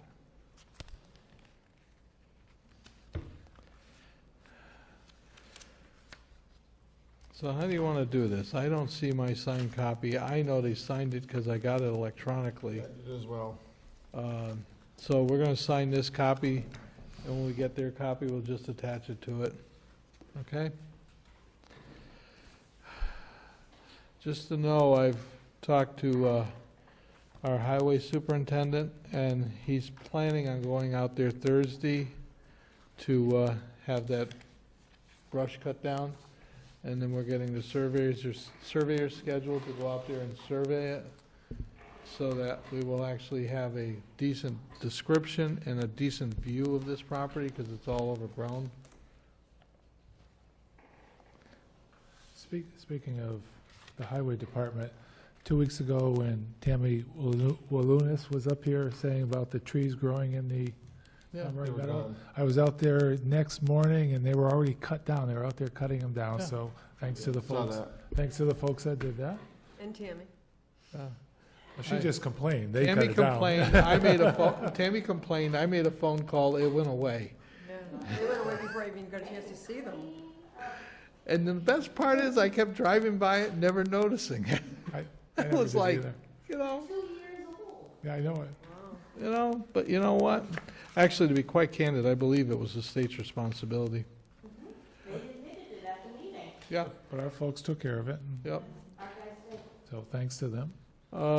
I now have the agreement with Holmberg and Howe to do the survey work. The amount of this contract is 2,600. Was it Yeah, I'm looking. 25 or something like that? Yeah, Is that what was on the warrant just now? Yeah, the warrant was said 5,000, didn't it? It was a little bit different, 2,500. yeah. 500? 2,000, they got me doing it, $2,650 to do the survey work. What was included in the warrant was doing the perk test and soil evaluation, Oh, okay. as well as the survey work. But community preservation's helping with the survey work. And so the only thing that's left with us is doing the soil work. But I looked at it like, we don't really need to do the soil work other than the fact of, once the land is purchased, we can do that. So that could wait until spring. Coupled with the fact that by some strange coincidence, we found the old records, which had the soil logs and everything. In fact, if you saw all those records, you'd actually see my signatures on them. So it was like there's already documentation, so it was like, okay, we know that there's a possibility here. That's all I want to see anyways. So do I hear a motion to authorize this contract? For $2,600, and I lost the number, $50? $50? So do we have to adjust the warrant then? There's no warrant. Oh, I This is thought- already I thought it funded was on by- the warrant, no? It's already funded. It's already The funded. warrant's gone. Okay, We took that out. okay. It's funded by the Right. CPC's operating account? I Yep. think. Oh, that's right, yeah, okay. Correct, yeah. I sit corrected. You sit collected. Is it still in regards to the 215 College Highway? Yes, it's to do the survey work, yes. You lost We me did the there. purchase and sale, that's been approved, Okay, and now we're doing the survey. thank you. I did not see any of that on the agenda, so, I'll make the motion. thank you. Wait a second. You haven't seconded anything I tonight. have seconded a lot of things tonight. Well, Second. all in favor? Aye. Aye. Okay, it's unanimous, so that contract's a done deal. So we got that out of the way, that out of the way. Mosquito District, So did you, does everybody have to sign that the contract? contract, or I just get it back over here to this folder? That's all. Actually, you just have to get it back to, what, there's, So you're the only one that has to sign it, right? right, and there's no signature page, but you know what, I'll sign it Yeah. just, There you go. I'll give it to Velda. make a note to mail a copy to Holmberg and House so they have a copy. Okay. That's that. And Charlie wants a copy sent to Holmberg and Howe? Somehow? Somehow, just send it to them. Holmberg and somehow. The other topic was the mosquito control district, and I guess I sort of stepped ahead of myself here, because I've been helping them with this project. I'm going to pass around a map. I think it's very enlightening to see what's going on here. This part of the state, and I mean the whole Pioneer Valley, has no, you guys want a copy? Has no surveillance for diseases relative to mosquitoes. They have it out in the Berkshires, they have it out in eastern part of the state, but we're like the third largest population density in the area, in the state, and there's nothing. So there's been a discussion and activity to form a regional approach to this. All the other areas of the state are regional approaches. In the next couple of weeks, we're going to be receiving a letter. The letter's going to be asking us if we have an interest in belonging to this mosquito control district. It's just being formulated. The Department of Agriculture Pesticide Bureau has already sent a letter of endorsement that they're willing to establish a new district out here because of the need. As you can see, if you look at the risk categories, we have a high risk category, no surveillance. This would not be for this year, and the letter that's being passed around is basically saying that we have an interest in joining. Once they form the district, then they're gonna have to be going to every city and town in the area to basically put a budget together to get things rolling. And there'll be two types of ways this is gonna be allocated. There's gonna be, you belong to the district's X amount of money, and the services you want to be à la carte, and it'll build out. The first priority of this district is going to be establishing surveillance. Once surveillance is established, then that is going to tell us over the course of a number of years where control needs to be applied, and that'll tell the communities with the applications necessary. They may have to increase their funding for that, but that'll be that second line item. It's basically a regional approach. It's basically small communities. It actually started out of the town of Deerfield and West Springfield. They're the two communities that were pushing this a few years ago. They actually got some grant money from the state to hire some experts to start putting this together. I'm actually on that committee, so. What do you want? So you're just looking for a Nothing. vote? At this point, nothing. I want to wait until the paperwork comes in and everybody's had time, but I thought I'd give everybody sort of a heads up, a little primer. I didn't want to just walk in here and say, here's some paperwork that we need to approve. It's going to happen in the next week or so, that every city and town in the Pioneer Valley is going to get these letters. I did give a warning to a few of the mayors about a month ago, gave them a copy of the state letter so that they knew this was coming. This is not required, it's not by any stretch a mandate, but given the fact that we need to basically monitor this for our populations, our Board of Health is aware of this. Jerry Swanson has been involved in this. And this is just a polite heads up that it's coming. The towns in this map, are they consistent with a particular DPH region group? They're consistent with DPH relative to the Western Regional Office, but the Western Regional Office is not spearheading any of this. This is actually a grassroots approach from the community saying that we need to do this. DPH provides the analysis at the laboratory of the specimens to determine the diseases, but DPH does very little anymore of actual monitoring. I mean, if you jump back to the dark ages, one of my roles when I was working for the state was I set up a program to do monitoring in the Pioneer Valley. But that's been defunded for 10 years now. And even though everyone says that there may or may not be climate change, the species of mosquitoes, we have over 50 different mosquito types in this state. They're changing. You're seeing southern mosquitoes are migrating here more.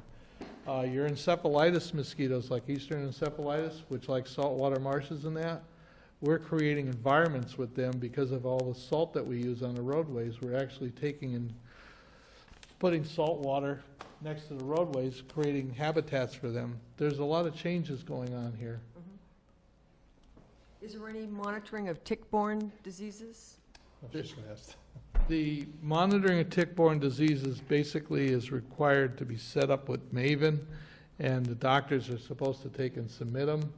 The last time I was aware of any actual detailed analysis with that was to take and do the genotypes to determine where the ticks originated that are out here, and to try to determine the types of diseases that they were transmitting, because when you say Lyme disease, that's a broad scope. That is not a specific disease. At this point in time, I haven't been in that arena in a while. So if it's part of Maven, then that would be a reportable Board of Health? Reportable, yeah. Basically, a doctor's office or a laboratory would report it, it'd be tracked. But let me be blunt, based on what I've seen over the years, it's a major health issue. But there's very little in the coming, you know.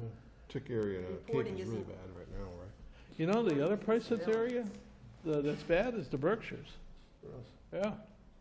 In fact, when we did the geno testing years ago, the diseases that we're finding, the genos were tied to Nantucket Island. Don't ask me how a tick flew from Nantucket Island and got off. On somebody, that's how they train. It's on somebody? Okay. Well, how else do they go? They're not gonna. Don't swim. They don't swim? Swim, and it's a long walk. Okay. Are we getting a little off topic Might here? have boats, you know, you never know. Boats, yes. A little. Are you enjoying the conversations of the Board of Selectmen? We'll get into zoonotic diseases in a few minutes. Orangutan fever.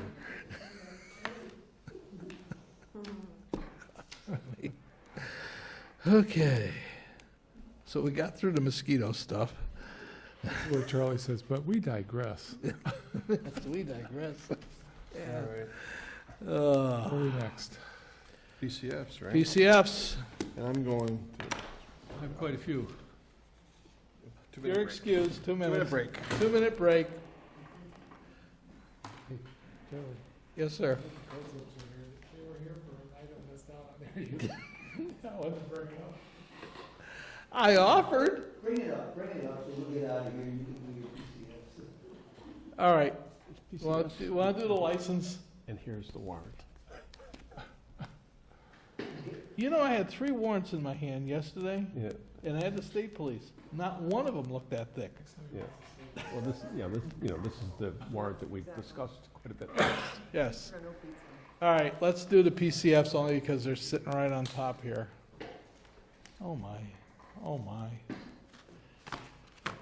John, your articulation of the English language is far superior to mine. Take a good sniff, drink. Articulation of the English language. This one back, this is signed. That's signed, okay. Personnel change form, Johanna Douglas, Handing this to you. part-time, benefited position, hired 6/3. Youth librarian, increase from $15.61 an hour for 26 hours to $18.50 an hour for 28 hours. Approved by the department, PQB, and finance. You want to do these individually vote or all in the end? All at the end. All in the end, okay. Joanne Linehan, it's on a grant funded, it looks like.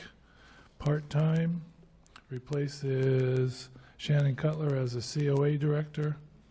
20 hours at $22.50 an hour. Actually, this is part grant funded and part general fund funded. We discussed it at the finance committee. Signed off by department head, PQB, and finance.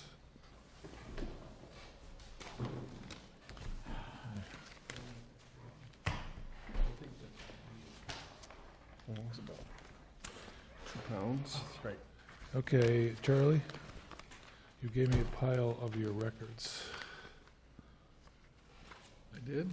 You did. Well, then they're all on top, whatever you had, so, nope, the rest of that's mine.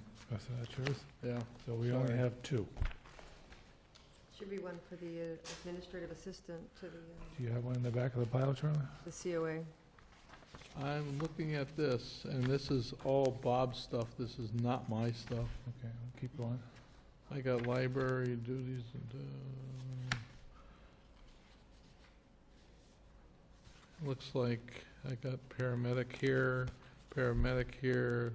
COA driver. Looks like we're back to it again. Bob, did you double shuffle this? 'Cause this is- Okay, this looks like a PCF for EMT paramedic firefighter. So, oh, I'm sorry, yeah, I took this. Okay. Okay, this is a new standby rate for the EMT paramedics and firefighters. They used to get paid $50 for an 8-hour shift. Now the chief has broken it down where he's paying them by the hour. And $625 times 8 hours is $50, so there's no change in the actual cost. It's just broken down so that he could hire people for less than 8-hour shifts and pay them the same. So it doesn't affect their budget.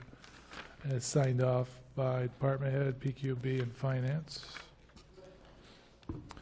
Next is a paramedic, Matt Mitchell, part-time.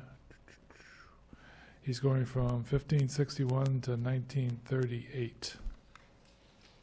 He's going to an EMTB is the old title, and now he's a paramedic with medical control.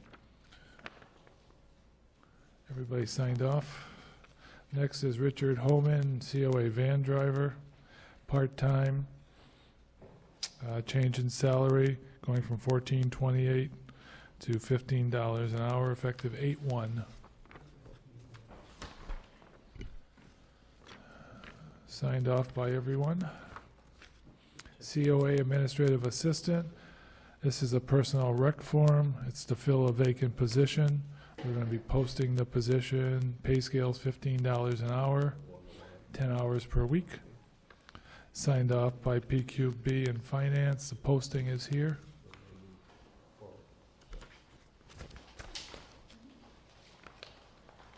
Okay, administrative assistant, Darlene Matoika. This is for the COA.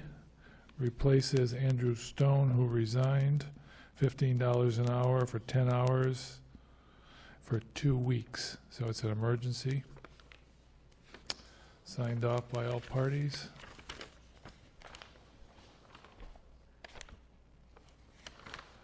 Okay, administrative assistant, COA, Darlene Matoika, part-time temporary. New hire, $15 an hour for 12 weeks, which is the max on a temporary. So, Doesn't have the finance committee. this one doesn't have the finance committee signature on it. So that one I'm going to put aside. This is a separation of Shannon Cutler as COA director. Signed off. So, except for the administrative assistant temporary, which wasn't signed off by the PQB, Finance committee. or, I'm sorry, Finance Committee, I'll make a motion, we accept the rest of them as And I'll read. second that. Okay. We've got one we pulled aside, Charlie, because Finance didn't sign it. It's a COA temporary position. The other ones got a first and a second. Any discussions on them? All in favor? Aye. Aye. Okay, unanimous on those, and, You guys sign them, or? yeah. This is the one we didn't approve. All right. Bob, you want to make a note that the finance didn't sign it and Mike's he left? All right. I'm pretty sure it was brought up at the Finance Committee meeting last night, but there's no signature. All right, do you want to, Jim, read all these warrant articles while I sign all this? Just to keep it going, I added them. Before you do that, you want to get the COSIBs out? The articles, there's a lot of articles here. You want to go through? There's only 5. So it'll take a minute. Oh, I thought you were reading all of these again. No, we're talking about warrant, we're Okay. talking about the bills that were paid. Okay, warrants. You're burning Not up the time, John. not the articles, the warrants. Right. Okay, you said warrant articles. All right. Here's the ones. Here goes the warrant. August 24th, 2017, PD 18-8A for $154,268.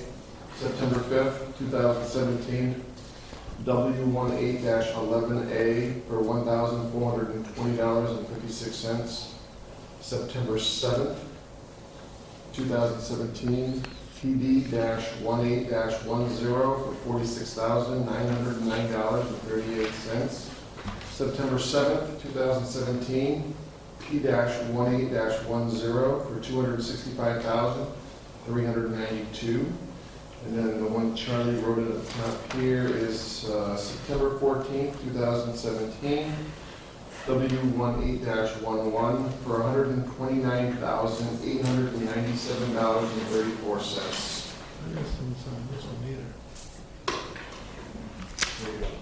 Thank you. Sign the emergency, okay. All right, now we're going to move into licenses and permits. Grindstone Mountain resale permit. We have an email from town council relative to this. I've shared that email with the board. Basically, there's questions of zoning, practice, and so on and so forth. Has the board had a chance to read that email? Yes, I have. Do I hear a motion to deny the permit? I'll make the motion, so we can get to the discussion. I'll make the motion, we deny the permit based on legal counsel's review. Okay, discussion? Yeah, I think we should read into the record at least a part of why we're rejecting it. I don't have that in front of me. I've got, Well, I'm trying to get these signed off, that's what I'm saying. oh, okay. Let me see if I can take out parts of it.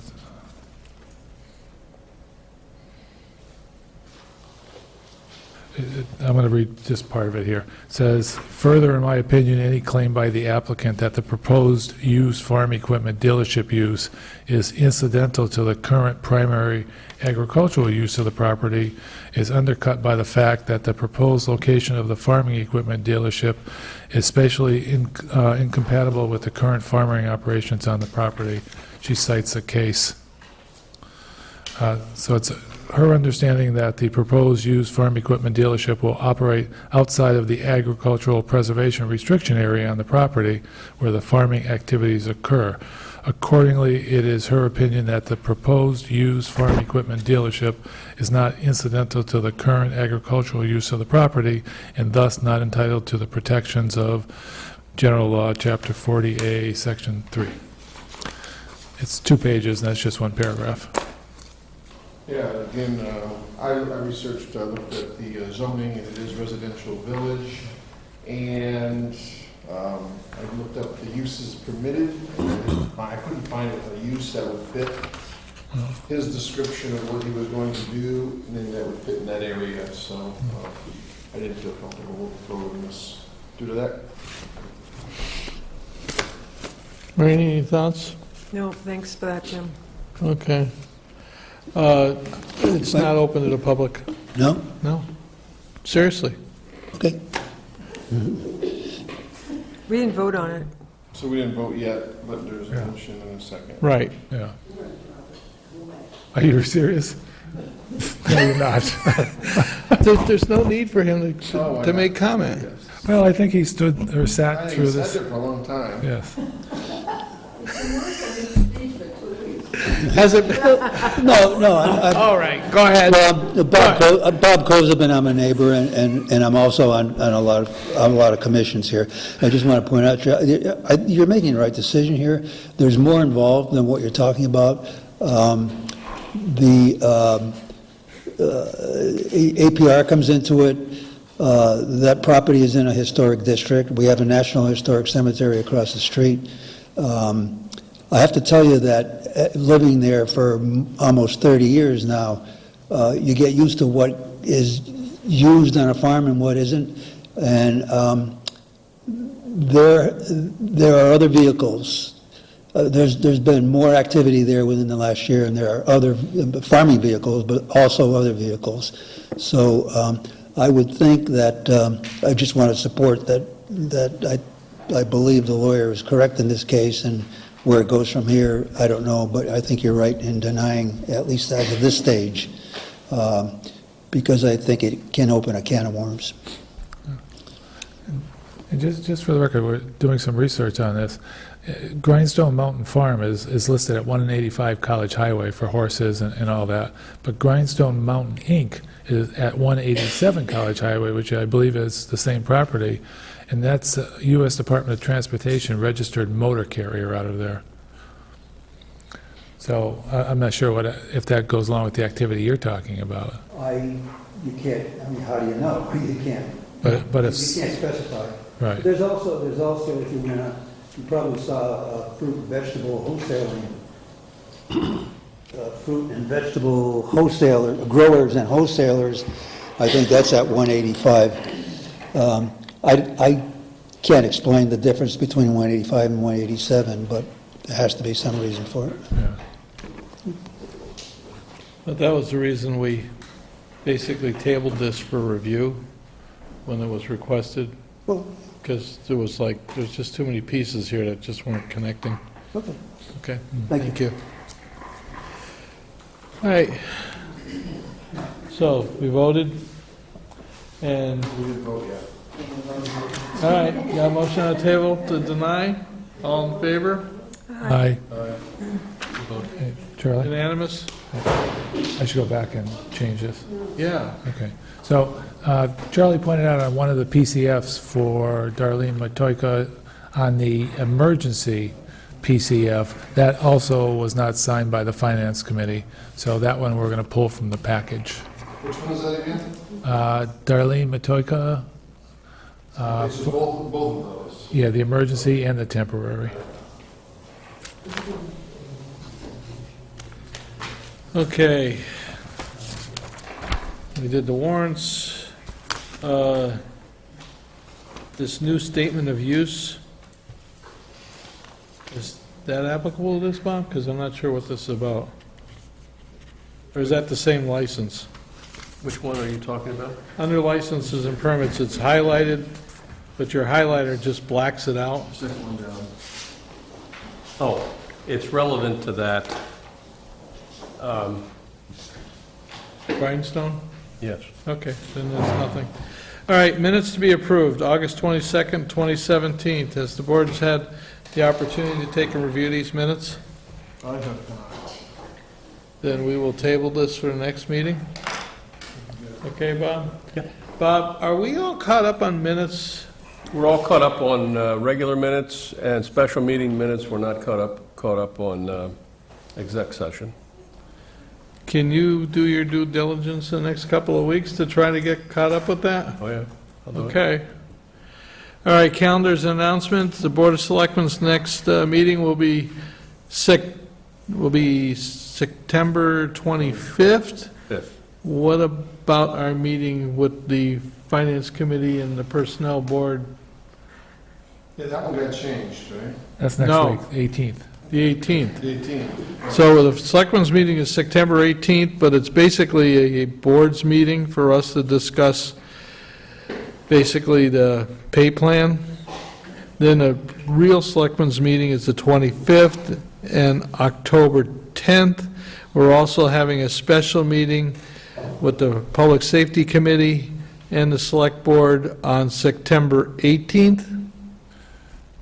Yes. That's next week, 28th? 28th. 28th? Okay. And department head meetings the 13th, so that's changed to there. So the And, 18th next week is Monday. Correct. yeah, Yep. Correct. Then we have Yeah. the 25th. then we have the 25th and the 28th, and the special town meetings October 17th, and somewhere between September 28th and October 17th, we're still going to have another selectmen's meeting. We haven't established that. Okay. Open time for the public. Going once, going twice. Tammy? I'm good. You sure? Got a little trees there. It looks nice. You know, if you like intersections, Going 3 times. it's gone 3 times. Open side for public is gone. Now we're going to move into executive session. Can I ask a question, Charlie? Yes. When we signed off on the job descriptions, it was the highway, police, fire, but there's also the COA assistant. Did we sign up on that also?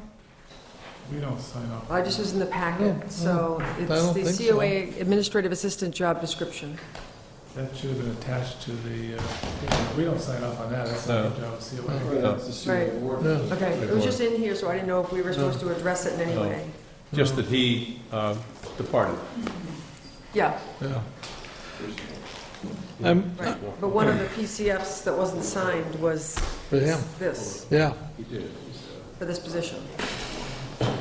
Okay, we're going into executive session. Going to go for a roll call vote under Mass General Law, Chapter 30A, Section 21, Number 3, to discuss strategies with respect to collective bargaining or litigation if an open meeting may have a detrimental effect on the bargaining litigation position of a public body, and the chair so declares. The chair so declares. The second one is Mass General Law, Chapter 30A, Section 21, Item 2, to conduct strategy sessions, preparation for negotiation with non-union personnel, or to conduct collective bargaining sessions or contract negotiations with non-union personnel. I need a roll call vote. Roden, aye.